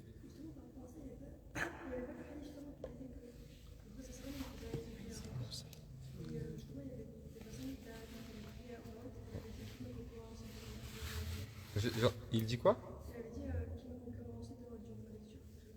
D'accord. Allahu a'lam. Je ne sais pas. Oui. Quel est l'avis sur la personne qui ne comprend pas ce qu'il a récité? La personne qui ne comprend pas ce qu'elle récite, c'est une personne qui a la même récompense que la personne qui comprend si elle respecte tout ce qu'il faut respecter dans la prière, à savoir toutes les obligations, toutes les sunnan, toutes les recommandations, qui délaissent les choses qui sont détestables, etc., etc. Maintenant, il peut y avoir effectivement une différence dans la concentration et dans la dévotion, parce que comprendre, ça aide à la concentration, mais il peut y avoir une personne qui ne comprend pas et qui est concentrée plus qu'une personne qui comprend aussi. C'est tout à fait possible. Donc, ce n'est pas sur la récompense, mais plutôt sur l'impact de la prière, la concentration et la dévotion. Et puis, c'est un effort à faire après, donc l'apprentissage de la langue arabe. C'est clair? Khalas? Non. Est-ce que la prononciation, elle compte aussi quand on récite la Fatiha ou notre... Oui, la prononciation est importante, mais là, on ne va pas rentrer dans ces détails-là, Inch'Allah. De manière générale, les fautes qui posent problème sont les fautes qui changent le sens des mots. Et c'est là, à partir de là, effectivement, qu'on va corriger l'imam. Parce que ce sont des erreurs qui changent si ce sont des erreurs. Parce qu'il y a une différence entre les erreurs et les incapacités. Donc, il y a des personnes qui font ce qui paraît être des erreurs, mais ce ne sont pas des erreurs. En fait, elles n'arrivent pas à prononcer certaines lettres, etc. Oui, donc, voilà, donc ça ne pose pas de problème. Okay. C'est pourquoi ça demande un peu plus de détails. Okay. Vous avez dit celui qui est derrière l'imam, lorsque c'est des prières à voix basse, il doit réciter la Fatiha. Parce que souvent, cette personne, elle récite la Fatiha et l'imam il part en coup. C'est pas grave. Il finit pas. Pas grave. C'est une prière à voix basse, je récite. C'est soit la Fatiha ou même la sourate. Et une fois que l'imam va en inclinaison, je suis imam, même si je n'ai pas fini. C'est pas grave. Je suis toujours l'imam. Si j'ai le temps de réciter qu'un seul verset, je récite un verset, c'est pas grave. Mais il faut que je suive l'imam. Quand l'imam dit Allahu Akbar, que j'ai fini, que j'ai pas fini, si j'ai le temps de finir mon verset, tant mieux. Mais dans tous les cas, il faut que je suive l'imam. Je ne reste pas debout alors que l'imam il est parti déjà en inclinaison. Je suis l'imam.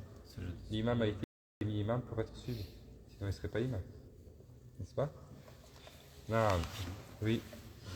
Lorsque l'imam il dit Allah Akbar, on attend d'abord qu'il termine de le dire et ensuite on... Tout à fait. On fait après l'imam et pas en même temps que l'imam. Ni en même temps que lui, ni avant lui, mais on fait toujours après l'imam. On poursuit. Ensuite 16. Répondre au salam de l'imam. Et 17. Puis à celui de la personne présente à gauche si c'est le cas. Donc, également parmi les sunan de la prière, lorsque l'on prie derrière l'imam, on a vu que parmi les obligations, il avait le fait de sortir de la prière en faisant le salam. Donc, le salam, l'obligation, c'est uniquement Assalamu alaykum. Prononcer cette formule-là, c'est ce qui me fait sortir de la prière. Donc, il est obligatoire, le salam, de le faire au moins une fois. C'est l'obligation de le faire une seule fois. C'est ce qui me fait sortir de la prière. Ensuite, quand je prie derrière un imam, il est recommandé de rendre le salam à l'imam, en lui disant aussi Assalamu alaykum, et également de rendre le salam à la personne qui est à ma gauche, en lui disant aussi Assalamu alaykum. Donc en fait, quand je prie derrière l'imam, je vais dire 3 salams. Ok? Un premier salam pour sortir de la prière, Assalamu alaykum, puis Assalamu alaykum, puis Assalamu alaykum 3 fois. Là où l'imam, lui, va dire un seul salam, parce que l'imam, il n'a pas un imam devant lui. Un imam ne peut pas être suivi, un imam ne peut pas être dirigé par un imam. Sinon, il n'est pas imam, n'est-ce pas? Donc, comme il n'y a personne devant lui, il ne va pas faire le salam devant lui et il ne va pas faire salam non plus à sa gauche. Donc, l'imam, dans le rythme malikite, ça c'est dans le rythme malikite, hein, l'imam, il dit, dans la vie majoritaire, ce qu'il l'imam, il dit salam une seule fois, uniquement à sa droite. Assalamu alaykum. Si il prie derrière quelqu'un, il dit assalamu alaykum, assalamu alaykum, assalamu alaykum. C'est clair? Si c'est dans le madhab maliki aussi de rendre le salam, de faire 3 salams. Bien sûr. Tout à fait. Oui. Et lorsque on est tout à gauche et que la personne à gauche, alors on fait que 2. Assalamu alaikum. Si je fais le salam à une personne, je fais que 2. Si je prends l'avis qui dit que je le rends aux anges, je vais le faire quand même à ma gauche. Alors pas besoin de se diriger vers l'imam. Par exemple, si je prie tout à droite là-bas et que vous êtes ici. Tu fais devant. Ouais, je fais devant, voilà. Oui. Lorsqu'on prie avec quelqu'un, on prie juste à 2. La salutation, je la fais à droite et à gauche. Ou je la fais. Tu peux la faire à droite et devant toi. Bien, tu la fais juste à droite. Assalamu alaikum. Passe. Moi, j'ai vu même des savants que même quand ils sont derrière l'imam, ils font un seul salam à droite.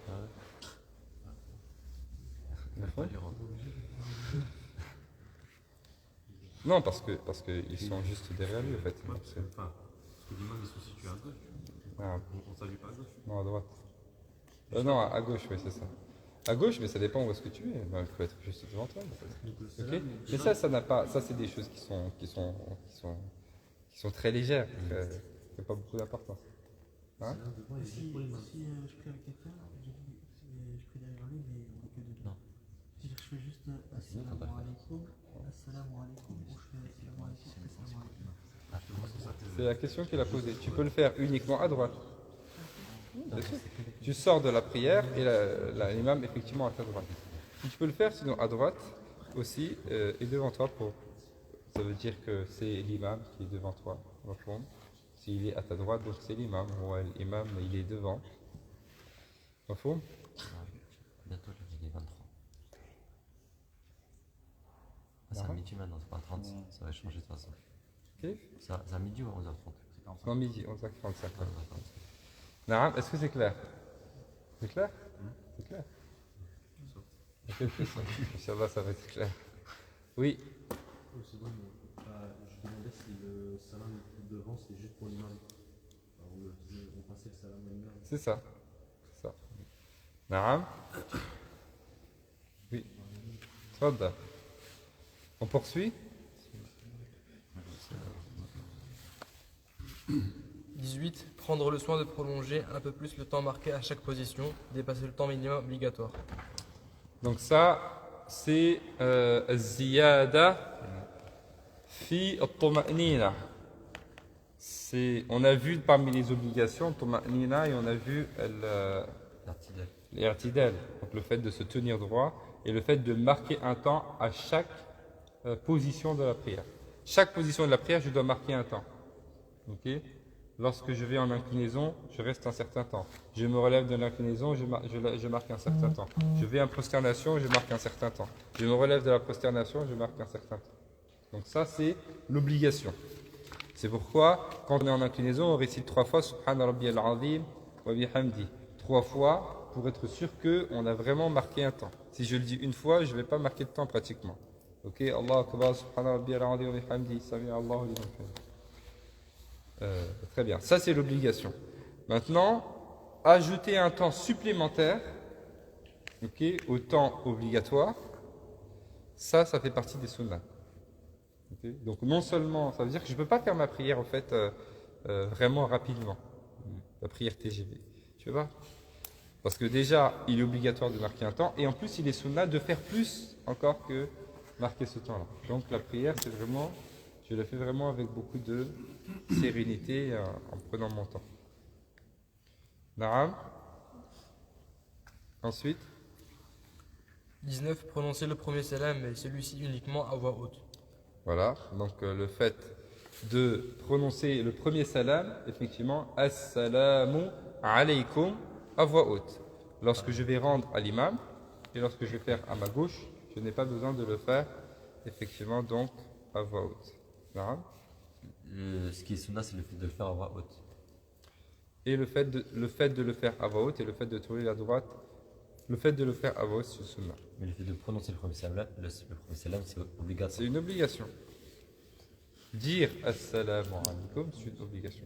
Le dire à voix haute plus que les autres, là, c'est une sunna. Et ensuite, tourner la tête encore à droite, ça c'est un acte qui est méritoire, comme on va le voir juste après. C'est clair?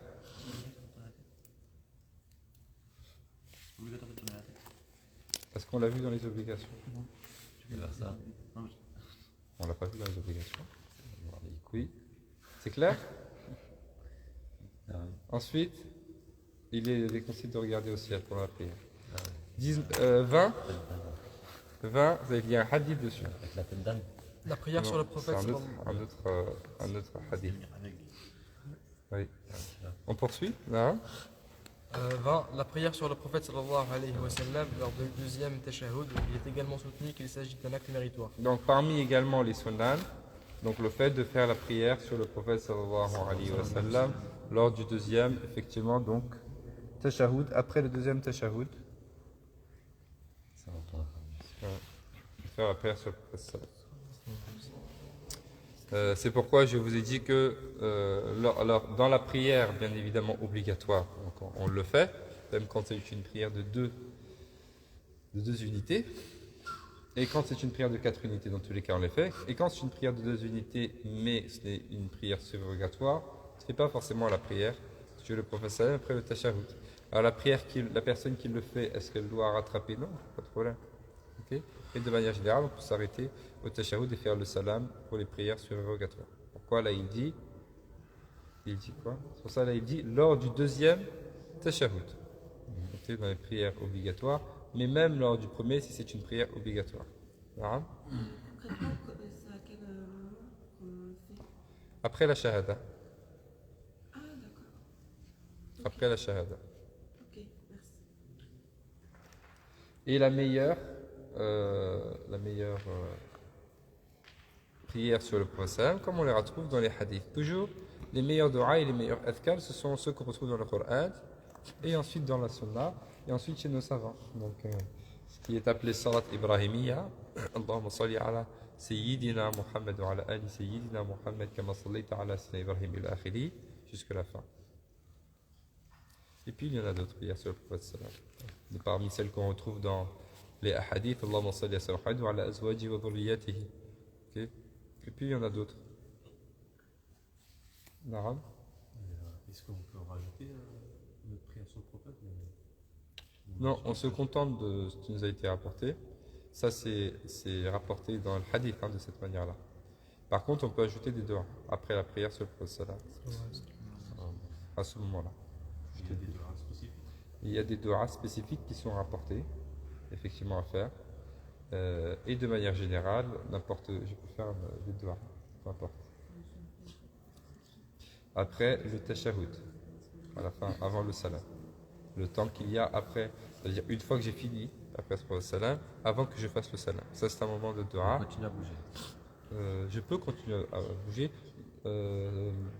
Non, ça c'est pendant le tashahhud. Donc je peux. C'est pendant le tashahhud et pendant la totalité du temps du tashahhud. D'autres disent pendant la totalité du temps pendant lequel je suis assis. Mais je dis cette précision parce que j'ai vu des savants rester comme ça aussi. Malikite. Et après le tashahhud. Après le tashahhud, oui. Et avant le salam. Entre le tashahhud et le salam. Et le second moment pendant lequel donc il est possible de faire des doigts pendant la prière, donc pendant bien évidemment la prosternation. Oui. Si on ne connaît pas la prière sur le prophète, la longue prière, est-ce qu'on a le droit de faire une petite qu'on connaît? Il faut l'apprendre. Mais si on ne la connaît pas pour l'instant, qu'on est en cours d'apprentissage, on ne la connaît pas. Maintenant, vous l'apprenez. Celui qui ne la connaît pas, quand il apprend qu'il faut la faire, il l'apprend tout de suite. Ça ne va pas lui prendre plus que 15 minutes pour l'apprendre. 15 ou 20 minutes. Bon. Si vous me posez la question de la personne qui vraiment ne la connaît pas au moment de la prière, qu'est-ce qu'elle fait? Ce n'est pas une obligation. Ah, Donc il n'y a pas de souci. On la connaît en albanais, par exemple. Non, il faut donc dans la prière, tout ce que l'on fait dans la prière, c'est fait effectivement en langue arabe, sauf éventuellement les doigts. Okay? Mais sinon, on l'a fait comme ceci nous a été rapporté. Je la connais pas, je la fais pas, et je l'apprends en arabe. Et une fois que je l'ai apprise, je peux la faire. C'est clair? Encore une fois, ce n'est pas une obligation, mais il faut le faire quand même. Hein? Mais voilà, si je ne le fais pas, ça n'a pas d'impact sur la validité de ma prière. Ma prière n'est pas complète dans tous les sens du terme, mais ça n'a pas d'impact sur la validité de ma prière. Oui? Pardon? On peut la faire. On peut la faire. Mais de manière générale, donc à la base, effectivement, elle n'est pas faite. C'est une prière sur le prophète sallam. Quand même. Hein? Et c'est pourquoi certains fuqaha ont réfuté un avis dans le rite shafi'i qui dit qu'il faut faire la prosternation de réparation. Si on fait la prière de sallam, on ne peut pas la faire. D'accord? Oui. Je disais que le mouvement du doigt, c'est que pour le tashahhud. Tout à fait, pendant le tashahhud. Pendant le tashahhud. Pendant la totalité du tashahhud. Là où dans d'autres rites, ils disent uniquement à un moment du tashahhud. Dans les rites malikites, pendant la totalité du tashahhud. Non. On peut aussi faire pendant la prière sur le prophète sallallahu. On peut considérer ça comme l'intégrer là-dedans, dans le tashahhud. Ok? Regardez la prière du prophète sallallahu, c'est lors du tashahhud, on l'a dit. C'est lors, c'est comme si on le constituait. Et donc c'est conseillé de ne pas le faire. C'est de le faire lors du tashahhud. D'après Sallallahu, c'est lors du tashahhud, c'est le moment du tashahhud. T'as pas compris? Oui, c'est ça. Oui, pendant la prière sur le prophète sallallahu. On le fait. Oui? Tu vois, lorsqu'on fait des réanimations, oui. Et qu'on fait le tashahhud, oui. Ce moment-là, on doit le faire jusqu'à la fin? Ou genre, imaginons qu'on termine genre avant que l'imam termine. On s'arrête ou pendant toute la durée du tashahhud. Pendant toute la durée de ton tashahhud. Plus la prière sur le prophète sallam qui en fait partie. Donc pas celui de l'imam. Non, mais moi je fais des bouches de doigts avec. Comment tu sais que l'imam il a fini son tashahhud ou pas? Non, mais jusqu'à ce qu'il dise salam. Ben, tu sais pas, peut-être qu'il a fini son tashahhud et puis il fait des doigts pendant 2 minutes. Donc tu t'arrêtes lorsque tu as terminé? Ouais, c'est tout.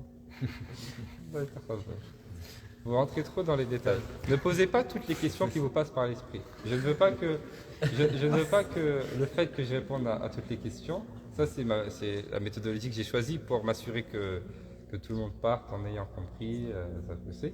Mais ça ne veut pas dire qu'il faut poser toutes les questions qui vous passent par l'esprit. Si vous savez que ce ne sont pas des questions qui sont intelligentes, ou bien vous pensez que voilà, si c'est trop de détails pour pas utile, c'est pas la peine de poser la question. Ou bien vous la poserez après. Vous la posez des questions vraiment générales et claires sur le cours. Oui. Soit hein? Soit oui.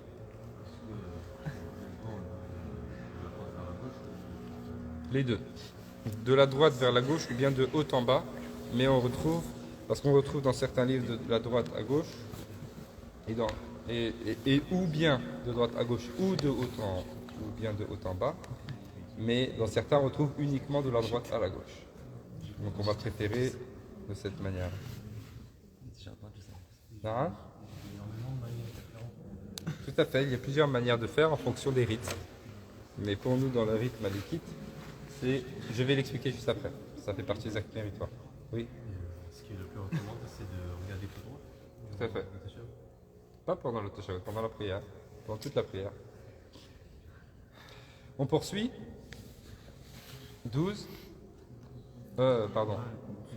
21. Ériger un objet face à soi pour prier si l'on craint le passage de quelqu'un ou de quelque chose. Et cela pour l'imam et la personne qui prie seule uniquement.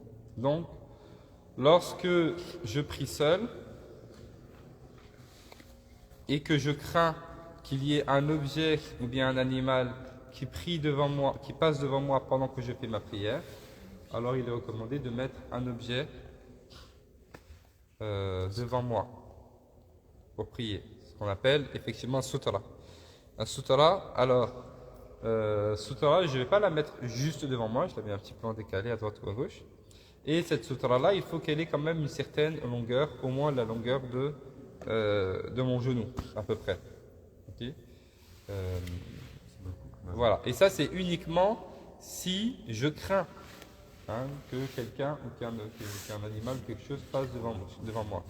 Ok. Si je vois que la mosquée, par exemple, elle est très très grande, je vais prier là et qu'elle est vide, ça ne sert à rien de mettre un truc devant moi. Et je sais qu'il n'y a personne qui va prier, qui va passer devant moi. C'est clair? Oui. J'ai une question. Si on prie en groupe et que l'imam, il y a un enfant, disons qu'il y a un enfant et s'il passe devant l'imam, est-ce que ça met la prière ou on doit éviter qu'il passe devant? Non, le fait qu'une personne passe devant moi, ça n'a absolument aucun impact sur la validité de ma prière. Par contre, la personne peut être AFM. La personne peut avoir un péché. Okay. C'est un enfant, il n'est pas mukallaf. Mais voilà, on a déjà expliqué, je crois, ces cas de figure-là. Donc, si la personne avait la possibilité de passer à un autre endroit et qu'elle fait exprès de passer devant nous, donc elle a un péché. Par contre, si elle n'avait pas le choix de passer devant nous, elle n'a pas de péché. Si moi, j'ai prié exprès dans un endroit où les gens passent, sur le passage, volontairement, alors que j'aurais pu prier autre part, bah, c'est moi qui prends un péché. Alors si je prie ici, parce que je n'avais pas d'autre choix, je ne prends pas de péché. C'est clair? Mais dans tous les cas, ça n'a pas d'impact sur la validité de la prière. Et si je prie derrière l'imam, alors soit l'imam est ma sutra, à moi, donc je n'ai pas besoin de mettre quelque chose devant moi, soit la sutra de l'imam est ma sutra. C'est clair? Donc, dans tous les cas, je ne mets rien devant moi quand je prie devant l'imam. De même, les gens peuvent passer devant moi, parfois c'est nécessaire quand on prie en groupe, pour la mosquée, etc. Donc ça pose pas de problème, Inch'Allah. Naam.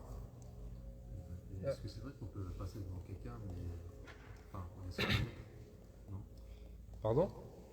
Lorsqu'une personne prie, oui. Est-ce que c'est vrai qu'on peut passer devant cette personne, mais on doit laisser un mètre? Bah non, je suis plus devant elle. Je suis plus véritablement devant elle, on va dire. Devant moi, c'est ça.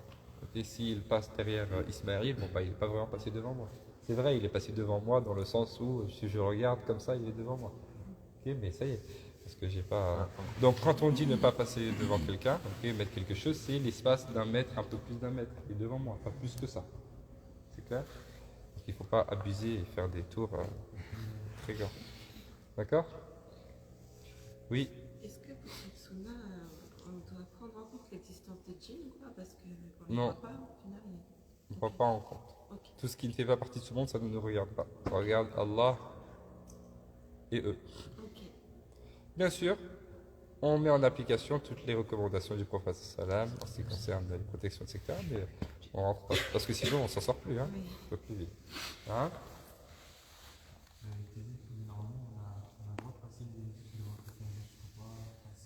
Juste devant. Oui, se prosterne. Oui, se prosterne, c'est ça. C'est à peu près un mètre, un peu plus d'un mètre. C'est ça. Naam. On poursuit, Inch'Allah. Donc ça, ce sont pour les actes qui sont sunnah, donc dans la prière. On poursuit, Inch'Allah, avec les actes qui sont méritoires. Donc, les actes méritoires, c'est un degré un petit peu en dessous donc, des sunan, mais c'est également donc les choses qui sont à appliquer. Simplement, ces sunan-là, ces actes méritoires-là, pareil, n'ont pas d'impact sur la validité de la prière, mais il y aura un manque dans la récompense. Donc une personne ne doit pas dire c'est pas grave, ça je le fais pas, de toute façon c'est juste un acte méritoire. Non, si je fais ça, j'ai une récompense qui est drastiquement diminuée dans ma prière. C'est clair? Oui. Les actes méritoires, le prophète sallallahu alayhi wa sallam, tout à fait. Pourquoi on n'appelle pas ça des sunnah? Ce sont des sunnahs, mais qui ont un degré moindre que les autres. Parce que, si, ce sont aussi des sunnahs. Voilà. Qui ont un degré qui est un petit peu plus supérieur. Il y a des choses que le prophète a toujours fait, qu'il a fait une fois de temps en temps, etc. etc. Okay? Ça dépend de la manière dont les choses nous ont été rapportées. On poursuit? Et tout. Alors, non, juste. Je pense pas qu'on aura le temps de tout faire. Lis peut-être juste les 10 premiers. Juste les 10 premiers.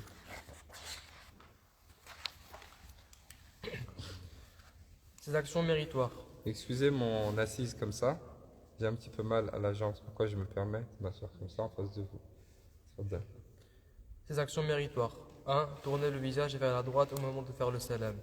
2. Prononcer le takbir de sacralisation à voix haute. 3. Dire Amin à la fin de la récitation de la Fatiha. Et cela pour la personne qui prie seule et pour celle qui est dirigée par l'imam. Que ce soit une raka'a à voix haute ou à voix basse. Quant à l'imam, il ne le dit que lorsqu'il récite à voix basse et non lorsqu'il récite à voix haute. 4. Prendre le soin de dire cela discrètement, à voix basse. 5. Prononcer la formule Rabbana wa lakal hamd pour la personne qui prie seule et celle dirigée par l'imam, après que ce dernier ait dit Sami Allahu liman hamidah. 6. La récitation du qunut à voix basse avant l'inclinaison et de la deuxième raka'a du subh, la prière de l'aube. 7. Se vêtir d'un beau vêtement spécifiquement pour la prière. 8. Laisser les bras allongés le long du corps. 9. Prononcer les formules de glorification lors de l'inclinaison et de la prosternation. 10 et 11. Prononcer le takbir pour les obligations de la prière qui le nécessitent, à chaque fois au moment de débuter et en accompagnant le geste. Sauf pour le redressement suivant le premier tashahoud, on fait le takbir après s'être levé. Alors, déjà, pour ces 10 premiers éléments. Donc le premier élément, c'est le fait de tourner le visage vers la droite au moment de faire le salam. Donc au moment de faire le salam, entre guillemets, ou bien sous-entendu, le salam obligatoire. Donc le premier salam qui nous permet de sortir de la prière. Donc lorsque je sors de la prière, si je prie en tant qu'imam ou si je prie seul, je vais dire Assalamu alaykum. Au moment où je fais le kaf, je tourne ma tête, et lorsque je fais le mim, kum, ma tête est de profil. Okay? Assalamu alaykum. C'est ce qui me fait sortir de la prière. Donc, le dire Assalamu alaykum, c'est une obligation. Okay? C'est ce qui me permet de sortir de la prière. Le dire à voix haute, c'est une sunna. Tourner ma tête vers la droite, c'est un acte méritoire. C'est clair? Et ensuite, si je prie derrière l'imam, donc je dis Assalamu alaykum, et ensuite Assalamu alaykum, Assalamu alaykum. Ou bien Assalamu alaykum, Assalamu alaykum wa rahmatullah, Assalamu alaykum wa rahmatullah, je vais l'ajouter. Voilà. Ensuite, prononcer le takbir de sacralisation à voix haute. Donc comme je ne cesse de le dire, le salam à voix haute et le takbir de sacralisation également à voix haute, c'est un acte méritoire. Donc le premier Allahu Akbar, quand j'entre dans la prière, quand je suis debout, je lève mes mains entre les épaules et les oreilles et je dis Allahu Akbar à voix haute. C'est le seul qui va être véritablement à voix haute. Tous les autres takbir, à chaque fois que je vais dire Allahu Akbar, Sami Allahu liman hamidah, je vais dire avec un degré de voix qui est un petit peu moindre. Et à la fin également, Assalamu alaykum, le premier salam, je vais le faire à voix haute comme je l'ai fait pour le premier salam, pour le premier takbir. C'est clair? Ensuite, 3, il nous dit dire Amin à la fin de la récitation de la Fatiha, et cela pour la personne qui prie seule et pour celle qui est dirigée par l'imam, que ce soit une raka'a à voix haute ou à voix basse. Donc, la personne qui prie derrière l'imam, lorsque l'imam finit la Fatiha, cette personne, qu'est-ce qu'elle va dire? Elle va dire Amin, mais elle le dit à voix basse, pas à voix haute. Pas à voix haute, à voix basse. Et c'est pour ça qu'ici, il n'a pas précisé. Vous savez, il dit dire Amin à la fin de la récitation de la Fatiha. Et cela pour la personne qui prie seule et pour celle qui est dirigée par l'imam. Que ce soit une raka'a à voix haute ou à voix basse, je dis Amin. Mais Amin, dans tous les cas, c'est à voix basse. Que ce soit une raka'a à voix haute, une raka'a à voix basse, Amin, ce sera toujours à voix basse. Donc, Ghayril maghdubi alayhim waladdallin, normalement, il doit y avoir un blanc. Il ne doit pas y avoir Amin. Okay. On ne devrait pas entendre. Normalement, si les gens appliquaient le rythme malikite, mais il n'y a pas que des malikites dans nos mosquées, donc c'est normal qu'on entende aussi un petit peu.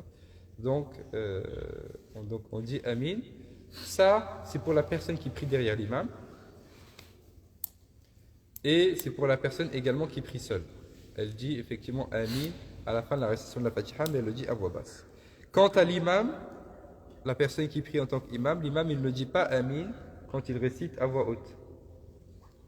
Par contre, il le dit quand il récite à voix basse. Amin. Parce que c'est à voix basse aussi.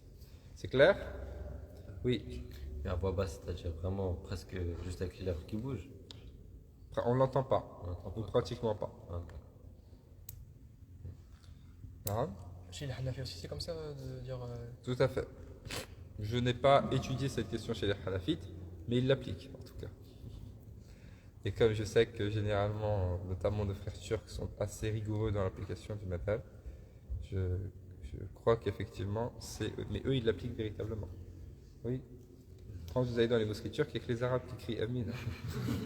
Alors qu'eux aussi ils ne devraient pas. Mais eux ils ne connaissent pas leur madhab. Et j'aime les Arabes, je ne suis pas ça. Oui. Donc lorsqu'on récite à voix haute, lorsqu'on prie seul, on dit Amin à voix basse. Toujours. Amin c'est toujours à voix basse en fait. Naam, c'est clair? Ensuite 4, prendre le soin de dire cela discrètement à voix basse. Donc ça, c'est un acte méritoire qui suit l'Amin. Donc,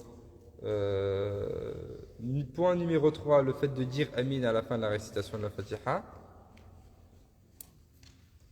Si je prie seul, ou bien je prie en tant qu'imam, ou bien si, en tant qu'imam si c'est une raka à voix basse.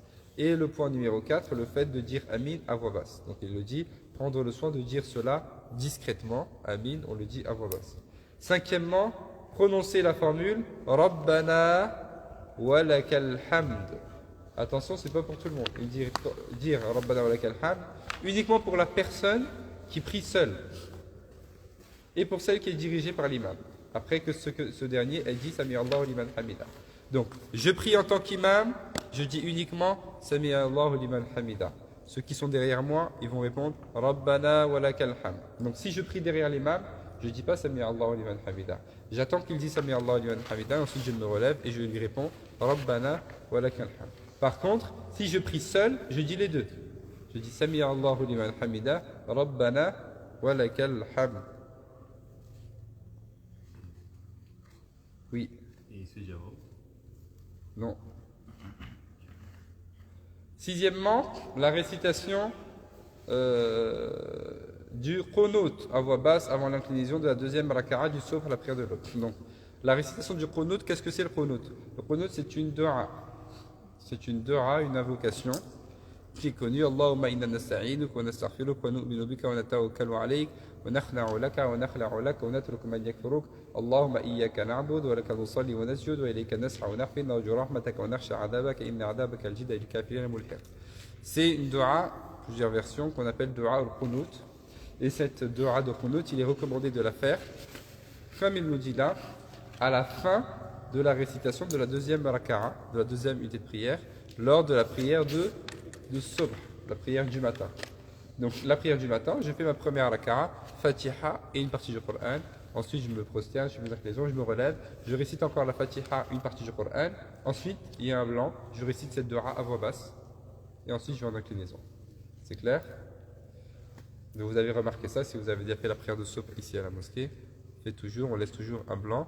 Pendant ce temps-là, on récite la dua ou al-qunut. C'est clair? Oui. C'est pas l'imam qui prend la responsabilité de tout. Non. Chacun récite cette dua-là et c'est à voix basse.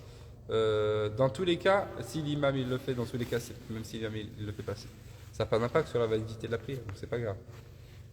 Okay, mais dans tous les cas, donc le qunut, vous voyez, c'est à voix basse, c'est pas à voix haute, contrairement à ce qu'on peut voir parfois aussi pendant le ramadan, dans les prières de Tarawih, beaucoup d'imams, à la fin de Tarawih, quand ils font chef al-witr, ils font le dua al-qunut dans la prière de al-witr, pendant longtemps, une fois qu'ils se relèvent en plus de la raka. Alors que dans le rythme malikite, c'est avant d'aller en inclinaison, et dans le rythme malikite, c'est à voix basse, et surtout, c'est pas dans le witr, c'est dans la prière de al-subh. Okay? Chez les Hanafites, effectivement, c'est dans le witr. Okay? Et dans d'autres madhahib. Oui. J'ai pas bien compris, c'est à quel moment on va faire? Avant l'inclinaison, avant le recours de la deuxième unité de prière. je fais la prière de l'Fajr. Allahu Akbar, Alhamdulillahi Rabbil Alamin. Je récite la Fatiha. Ensuite, je récite Wal Asr, Inna l'insana lafi khusr. Ensuite, je vais en inclinaison. Allahu Akbar, prosternation, Allahu Akbar. Je me relève de la première prosternation. Allahu Akbar, je me remets debout. Je récite la Fatiha, Alhamdulillahi Rabbil Alamin. Ensuite, je récite Qul Allahu Ahad, wa lam yakul lahu kufuwan ahad. Et là, je fais la dua à voix basse. Ok, merci. Et ensuite, je vais en inclinaison, je vais faire mon prosternation et mes tashahhud. Oui. Si justement il y a ce blanc qu'on ne connaît pas, cette voix. On dit rien. On attend. Pas combler du Coran. On attend. Parce que j'ai fini ma récitation. Et surtout, je ne veux pas combler avec du Coran, puisque dans la prière de Sob, c'est l'imam qui récite à voix haute. Donc moi, j'écoute l'imam. Je n'ai rien à réciter. C'est pas grave. En attendant que j'attends la dua, Inch'Allah. Je reste concentré et dévoué dans ma prière, Inch'Allah. C'est pareil, c'est une dua qui n'est pas compliquée à apprendre. Hein. À force de l'écouter, on peut l'apprendre. Oui. Par exemple, si on ne la connaît pas, est-ce qu'on peut prendre par exemple, un papier et la lire? Enfin, lire le doigt? Pas dans la prière obligatoire. Ça, toutes les choses comme ça qui nécessitent des gestes supplémentaires, c'est à éviter absolument dans les prières obligatoires. Même le fait de lire dans le mushaf, sauf pour la Fatiha. Parce que la Fatiha, c'est une obligation. Si, je sais pas, j'ai un trou de mémoire dans la Fatiha, je ne sais plus. Donc là, il faut absolument que je la fasse, c'est une obligation. Mais sinon, tout ça, les prières obligatoires, ça est effacé. Prière surrogatoire, oui. Prière obligatoire, non. Okay. Surtout que ce n'est pas une obligation, donc c'est pas grave. Je la prends en dehors de la prière. Une fois que je l'ai pris, je peux le faire, Inch'Allah. Ça va? Alors, est-ce qu'on peut en passer par un autre doigt? Donc, par exemple, au lieu de faire d'un compte, on dit par exemple, Allah m'a refait les autres trucs, des choses comme ça. Je ne sais pas. Allahu A'lam. Okay, j'ai tendance à dire, je reste jusqu'à ce que j'apprends la dua al-Qunut. C'est rapide. C'est rapide. Oui, c'est rapide. Hein. Oui. J'avais vu, je sais pas c'était où, moi j'ai aucune idée, mais pour la personne par exemple qui ne connaît pas la Fatiha, alors lorsqu'elle prie derrière l'imam, au lieu de dire Fatiha, elle dit al-Baqiyat as-Salihat. C'est ça. Elle dit ça plein de fois. Oui, elle répète, faites du dhikr. Juste cette phrase-là ou n'importe quel dhikr? Quoi? Al-Baqiyat as-Salihat. Non. Ah, c'est dans le sens. Non, Baqiyat as-Salihat, c'est pas ce qu'elle dit. Hein. Ah, ok. Baqiyat as-Salihat, c'est le dhikr. Subhanallah, alhamdulillah, la ilaha illallah, akbar. Subhanallah, alhamdulillah, la ilaha illallah, akbar, la hawla wa la quwwata illa billah. C'est ça, c'est ça. On cite les Baqiyat as-Salihat. En attendant. Juste Subhanallah, alhamdulillah. Elle fait du dhikr. Ça, c'est un avis chez les savants. D'autres disent elle ne le fait pas. Elle ne fait pas. Du coup, la Fatiha, elle ne fait pas cette citation puisqu'elle ne connaît pas. Donc, tasqut. C'est clair? C'est bon? Donc, dua al-Qunut, il faut l'apprendre. Ensuite, parmi les. Donc, vous avez compris maintenant pourquoi, même si je sais que les années précédentes, ici à la mosquée, ils faisaient dua à l'imam, dans la dernière raka'a, toujours. Ils faisaient dua, donc, en se relevant de la prosternation, à voix haute, etc. Pourquoi je ne l'ai pas fait? Parce que c'est dans le madhab, on applique le madhab. Que le madhab, ça y a pas. Donc, par contre, on l'a fait après le salam. Une fois qu'on a fait le salam de la dernière raka, on fait dua à ce moment-là. Et là, les gens peuvent s'asseoir tranquillement, se mettre à l'aise. Je peux faire dua pendant même 15 minutes, c'est pas grave. Par contre, si je le fais pendant la prière, les gens après, ils ont mal aux mains, ils ont mal aux pieds. Donc, c'est déjà qu'ils sont restés debout longtemps pour faire la prière. Ils sont forts. Donc, voilà, Inch'Allah. On poursuit. Ensuite, donc, 7. Se vêtir d'un beau vêtement spécifiquement pour la prière. Enfin, si ça fait partie des actes qui sont méritoires. Donc là, quand je me rends à la prière, je ne me rends pas sans faire attention à mon vêtement et à la manière dont je suis habillé. Hein? Et ça s'appelle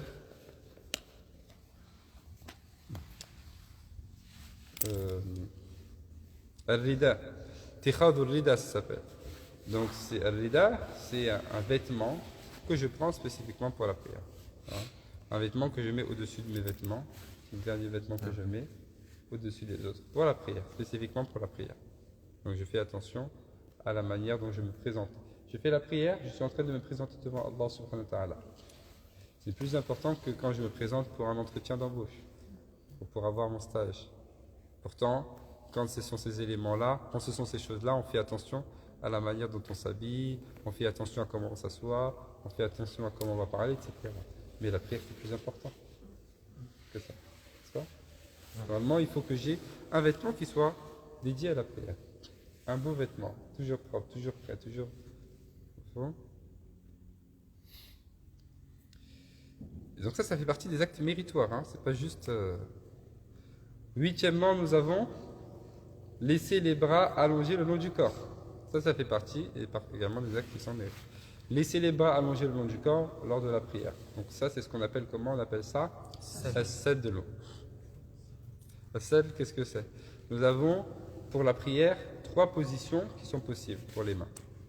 3 positions possibles. Soit je vais poser ma main droite sur ma main gauche, c'est ce qu'on appelle al-wada. Al-wada, c'est juste poser. Okay? Ou bien j'ai ce qu'on appelle al-qabd. Qabd, c'est attraper. C'est attraper mon poignet, ok, attraper mon poignet gauche avec la main droite. Ou bien troisième position, c'est ce qu'on appelle al-sadl. Sadl, c'est le fait de laisser les mains le long du corps pendant toute la prière. Dans le rite malikite, nous n'avons pas al-wada. Ça n'existe pas dans le rite. Par contre, dans le rite malikite, on a al-qabd et on a al-sadl. On a les deux. Et l'avis majoritaire dans le rite malikite, c'est al-sadl. L'avis majoritaire, c'est le fait de laisser les bras le long du corps pendant toute la durée de la prière. Le qabd existe aussi dans le rite malikite. C'est aussi un avis qui est fort, prépondérant, considéré, mais ce n'est pas l'avis qui est majoritaire. Oui. Non. Oui, je vois aussi beaucoup de personnes qui font comme ça, okay, qui attrapent comme ça, ou bien comme ça, bien. Oui, mais ça, on ne l'a pas. Donc c'est le poignet, si je fais le qabd. Donc, je dis l'avis majoritaire, c'est le sadl. Donc, nous, on suit toujours l'avis majoritaire. Maintenant, si ça pose problème avec ma famille, parce qu'ils n'ont pas l'habitude ou quoi, si je peux leur expliquer, je leur explique. S'ils veulent rien comprendre, bon, je ne vais pas créer des soucis pour rien, je prie en qabd, c'est pas grave. Hein, mais c'est pas ça. C'est le poignet que j'attrape. Ouais, voilà. Après, les détails, c'est... Oui. Lorsqu'on est en qabd, les mains, on est posé. Ce que j'avais dit, il fallait pousser la poitrine. Non, entre le nombril et la poitrine, au-dessus du nombril. Okay. Pour le rite malikite. Oui. Il n'y a pas beaucoup de place, c'est-à-dire? Oui. C'est pas grave. De toute façon, pareil, ça n'a pas d'impact sur la validité de la prière. Si tu pries en sedl, déjà, ça ne te posera pas de problème.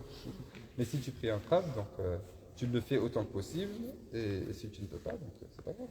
Ça, c'est des cas de nécessité. Parfois, pareil, pour te prosterner, on dit qu'il faut se prosterner sur le nez, le front. Parfois, tu es vraiment tout serré, tu ne peux pas le faire. Oui. J'avais vu le Malik, et il a dit qu'il a connu pour le qabd dans les prières surrogatoires. Ça veut dire que c'est recommandé? Alors, quand on parle non, c'est pas une recommandation, mais c'est plutôt que ce qui est moins toléré dans les prières obligatoires, elle est plus dans les prières surrogatoires.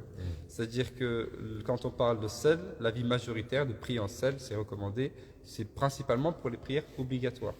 C'est principalement pour les prières obligatoires. C'est clair? Les prières surrogatoires, c'est beaucoup plus large. C'est vrai pour ça, et c'est vrai pour toutes les choses qu'on a évoquées dans les prières obligatoires. Dans les prières surrogatoires, c'est plus... on va le voir après aussi, des actes qui sont déconseillés dans la prière, comme fermer les yeux, etc. etc. Tout ça, c'est principalement dans les prières obligatoires. Dans les prières surrogatoires, c'est large. Parce que justement, c'est une prière surérogatoire, en plus. Donc, c'est pas très grave. Oui. Et le sedl, c'est aussi dans votre madhab ou c'est juste... Le sedl est présent dans d'autres madhahib. Mais c'est la règle principale dans le rite malikite seulement. Comme le qabd aussi est présent dans le rite malikite, mais ce n'est pas le principal. Oui. La troisième manière de prier, c'est celle-là, c'est ça? Oui. T'as dit entre le nombril et... Non, j'ai dit dans le rite malikite, le qabd c'est entre le nombril et la poitrine. Amal-wada, je n'ai pas parlé de eux. Ça ne nous concerne pas. Posez la main, uniquement. C'est clair? Ouais. Ensuite... C'est-à-dire quoi, en arabe? Hein? C'est-à-dire quoi, wada? C'est poser. Poser. Et les adieux? Les quoi? Wada.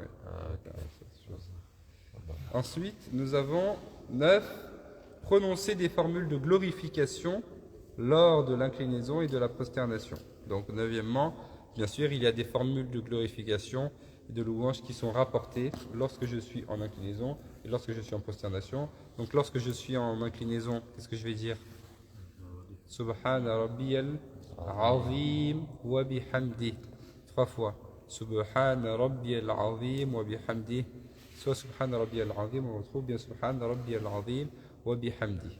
Qui veut dire gloire à mon Seigneur, le sublime, et louange. Et louange et par sa louange. Okay? Donc j'essaye de penser véritablement à cela quand je prie. À 3 reprises. Et quand je suis prosterné, Subhana Rabbiyal A'la, en gloire à mon Seigneur, le très haut. Et puis il y a d'autres formules. Subhanakallahumma wa bihamdik wa tabarak asmuk. Non. Subhanaka Rabbi, zalamtu nafsi wa amaltu su farfili, etc. Bon, il y a beaucoup de formules. Mohim, des formules de glorification, quelles qu'elles soient. Et puis, il est recommandé de multiplier les du'a aussi. Ensuite, 10 et 11, prononcer le takbir. Donc, c'est quoi le takbir? Le takbir, c'est le fait de dire Allahu Akbar. Donc, dire Allahu Akbar, prononcer le takbir pour les obligations de la prière qui le nécessitent. Donc, les obligations qui le nécessitent. Donc, quand je pars de ma position debout pour aller en inclinaison, je fais le takbir. Quand je me relève de l'inclinaison, Sami Allahu liman hamida. Quand je pars de ma position debout pour aller en prosternation, Allahu Akbar. Je me relève de la prosternation pour m'asseoir, Allahu Akbar. De ma position assise à la prosternation, Allahu Akbar. De la prosternation à la station debout, Allahu Akbar. Du tashahhud à la position debout, Allahu Akbar. C'est de ça qu'il parle. Hein. Donc il dit, prononcer le takbir, dire Allahu Akbar pour les obligations de la prière qui le nécessitent. Attention, suivez bien avec moi, à chaque fois au moment de débuter et en accompagnant le geste. Donc, à chaque fois au moment de débuter et en accompagnant le geste. Ça veut dire que Allahu Akbar, je le dis au début du geste et pendant le geste, jusqu'à ce que je le finisse. Ok? C'est-à-dire que par exemple, je suis debout, comme ça, je suis comme ça, et je vais aller comme ça, je vais aller en inclinaison. Je vais commencer à dire Allahu Akbar au début, donc quand je suis debout. Et je vais dire le takbir pendant le fait que je me... Donc je vais dire Allahu Akbar. Donc je commence le takbir quand je suis debout pendant l'obligation et je le finis quand je suis en inclinaison. Allahu Akbar. Ok. Sami Allahu liman hamida. Et pareil quand je vais en prosternation, je commence en haut. Allahu Akbar. Et je finis quand je suis en prosternation. T'as plus de souffle. Enfin, quand tu es en train de descendre, c'est dur de garder le souffle. Ouais, tu fais du sport. Comme ça, tu vas avoir du souffle. Pareil, quand tu te relèves, Allahu Akbar. Après, donc la prière, c'est aussi. L'imama, ça s'apprend. Hein, donc est-ce que vous avez compris un petit peu donc, la chose? Alors, je sais qu'il y a beaucoup d'imams qui n'appliquent pas cela. Mais voilà, c'est ça le madhab. C'est l'avis majoritaire. On applique ce qu'on apprend et on le met en application. Et beaucoup aussi d'imams ne le font pas parce que les gens n'attendent pas que l'imam finisse. Hein. Souvent, les gens, dès qu'ils entendent Allah, tout de suite, ils sautent au sol. Alors qu'il faut attendre que l'imam finisse. Quand l'imam finit, je le suis. Je ne vais pas en même temps que l'imam. Mais les gens ne respectent pas ça. Alors pour pas que les gens devancent l'imam, beaucoup d'imams font d'abord le geste et après ils disent Allah. Mais à la base, il faut le faire en même temps. Il faut juste expliquer aux gens qu'il ne faut pas faire en même temps que l'imam. Attendez que l'imam finisse et ensuite vous le faites. Et l'imam, il vous laisse le temps, il n'y a pas de problème. Ça marche? Oui. C'est haram, mais ça n'invalide pas si on devance l'imam? Tout à fait. Donc devancer l'imam dans les obligations de la prière, c'est une chose qui est haram. Ça n'annule pas la prière, ça annule la prière si je le devance uniquement dans le salam et dans le takbir al-ihram. Oui. Lorsqu'on fait le mouvement, enfin, lorsqu'on va faire par exemple l'inclinaison, on dit Allah, il n'y a pas, on peut pas faire une genre de mélodie pour faire comprendre aux gens. Non. C'est pas une obligation, ça c'est juste une manière de faire un petit peu pour faciliter un petit peu à la prière. Donc effectivement. Mais effectivement, donc on essaye de le faire aussi parfois de manière un petit peu adaptée pour que les gens comprennent un petit peu est-ce qu'on est dans la dernière raka'a ou est-ce qu'on est dans la raka'a au milieu ou est-ce qu'on est. Ok. Si vous entendez Allahu Akbar, voilà, c'est sûr qu'il ne va pas se lever. Okay. Bon, si vous entendez Allahu Akbar, Là, c'est plutôt qu'il est en train de se lever. Ok? C'est clair? Oui. Si c'est interdit de devancer l'imam pendant la... Dans les obligations uniquement. Oui, dans les obligations, ça veut dire qu'on prend des péchés ou on est diminué en récompense? Ça veut dire que, alors, non, donc là, la définition qu'est-ce que c'est que la définition de, donc, la personne qui ne le fait pas est sanctionnée, hein, à un péché, c'est ça qu'on parle. Non. Ensuite, mais ça revient un petit peu au même, en fait. Est-ce que vous avez compris ça? C'est clair? Alors ça c'est vrai, sauf, il nous dit, sauf pour le redressement au moment de début, sauf pour le redressement suivant le premier tashahhud, on fera le takbir après s'être levé. Pourquoi? Parce que là on parle de passer d'une obligation à une obligation. Ok, je suis debout, c'est une obligation, la station debout c'est une obligation, et le recours c'est une obligation. Donc je passe d'une obligation à une obligation. Allahu Akbar, je me relève, je passe d'une obligation à une obligation. Sami Allahu liman hamida. Ensuite je suis debout, je viens en prosternation. La prosternation aussi c'est une obligation, donc je passe d'une obligation à une obligation. Allahu Akbar, ok. Par contre, il y a un moment où je suis en tashahhud. J'ai fait mon tashahhud, j'ai fini mon tashahhud. Mais cette position-là de tashahhud, c'est pas une obligation. Le tashahhud, c'est une sunna. Par contre, la station debout, c'est une obligation. Donc je vais pas commencer le takbir en étant dans une sunna. Donc je vais attendre de me lever, ok. Je me lève, et une fois que je suis levé, je dis Allahu Akbar. C'est pourquoi, quand je suis en tashahhud, je ne vais pas dire Allahu Akbar pour mettre debout. Mais je vais me lever, je vais juste dire Allahu Akbar. Uniquement. Quand je suis debout. Quand je suis debout ou quand je me suis relevé aux 3/4, on va dire, à peu près. C'est clair? Mais pourquoi il se fait uniquement après le premier tashahhud et pas le deuxième? Parce qu'après le deuxième, c'est un salam. Non, pas toujours. Ah oui, d'accord. Non, c'est moi, je confonds. Pardon. Il n'y a pas de prière de plus de 4. Si, c'est vrai, j'ai... Voilà. Donc après le deuxième tashahhud, forcément, c'est un salam après le deuxième tashahhud. C'est pourquoi il n'en parle pas là.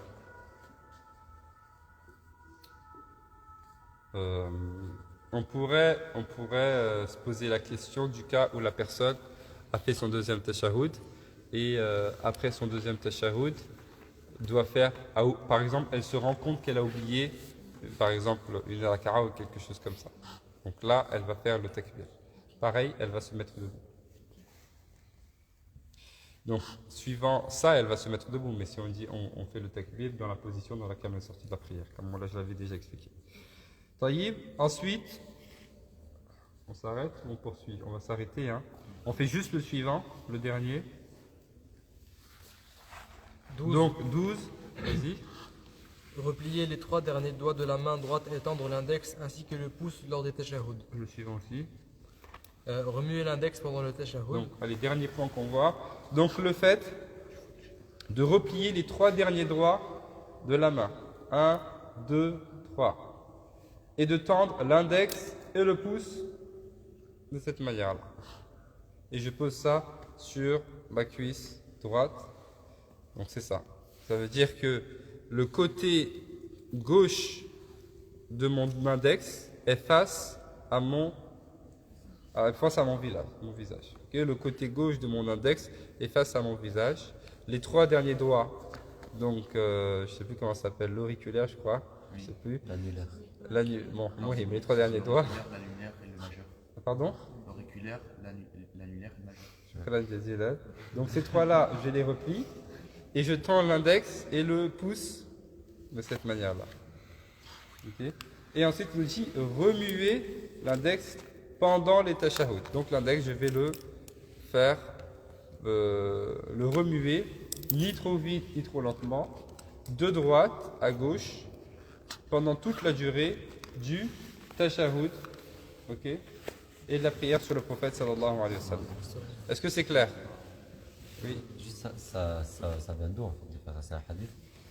Oui, donc ça il est rapporté que c'est pour Shaitan. Donc ça, il y a plusieurs significations qui sont données. Ok, certains disent c'est comme si tu titilles Shaitan. Ok. Certains disent c'est pour la concentration. Et certains disent c'est pour montrer l'unicité d'Allah subhanahu wa ta'ala. C'est clair, donc il y a plusieurs significations sur ça. Oui. On arrête de bouger le doigt quand on dit Ashhadu. Quand on dit Ashhadu an la ilaha illallah. Non, pas dans le rythme malikite. Dans le rythme malikite, on le remue pendant toute la durée du tashahhud. Il y a d'autres madhhabs dans lesquels il le lève uniquement au moment de faire le shahada. Oui. C'est pas grave, elle revient, Inch'Allah. Elle est partie faire un tour, elle revient. Le deuxième tashahhud, il est plus long que le premier, donc on le fait juste. Parce qu'il y a la prière sur le prophète sallam. On fait jusqu'à la fin. Oui, parce qu'il y a la prière sur le prophète sallam et les doigts. Oui. Il n'y a pas une question de boucher le trou aussi, le trou d'un œil ici. Faut pas dire Non, je ne retrouve pas ça. Non, on ne retrouve pas ça dans le texte. Wallahu a'lam. Oui. Mais du coup, nous, on a pris le coup avec le tarif pour encore plus frapper Shaitan. Du coup, c'est. Allahu a'lam. Allahu a'lam. Bon, ça n'a pas beaucoup d'importance de toute façon. Hein, non, mais ça n'a pas beaucoup d'importance. Okay. Alors, c'est bon? On s'arrête là, Inch'Allah. On va passer à l'Akhdari. On fait une pause de vous me donnez 5 minutes. Ok? Et puis on poursuit avec l'Akhdari. Donc, on poursuit la semaine prochaine. J'aimerais bien que la semaine prochaine, on finisse la prière. On essaye de finir la semaine prochaine la prière. On finit les actes méritoires et on finit les actes détestables. Et on finit la prière mortuaire aussi. سبحانك اللهم وبحمدك نشهد ان لا اله الا انت نستغفرك ونتوب اليك اللهم صل وسلم وبارك على سيدنا محمد وعلى اله وصحبه اجمعين اللهم انا نسالك العلم والايمان والعمل وصلي وسلم وبارك على سيدنا محمد وعلى اله وصحبه اجمعين والحمد لله رب العالمين.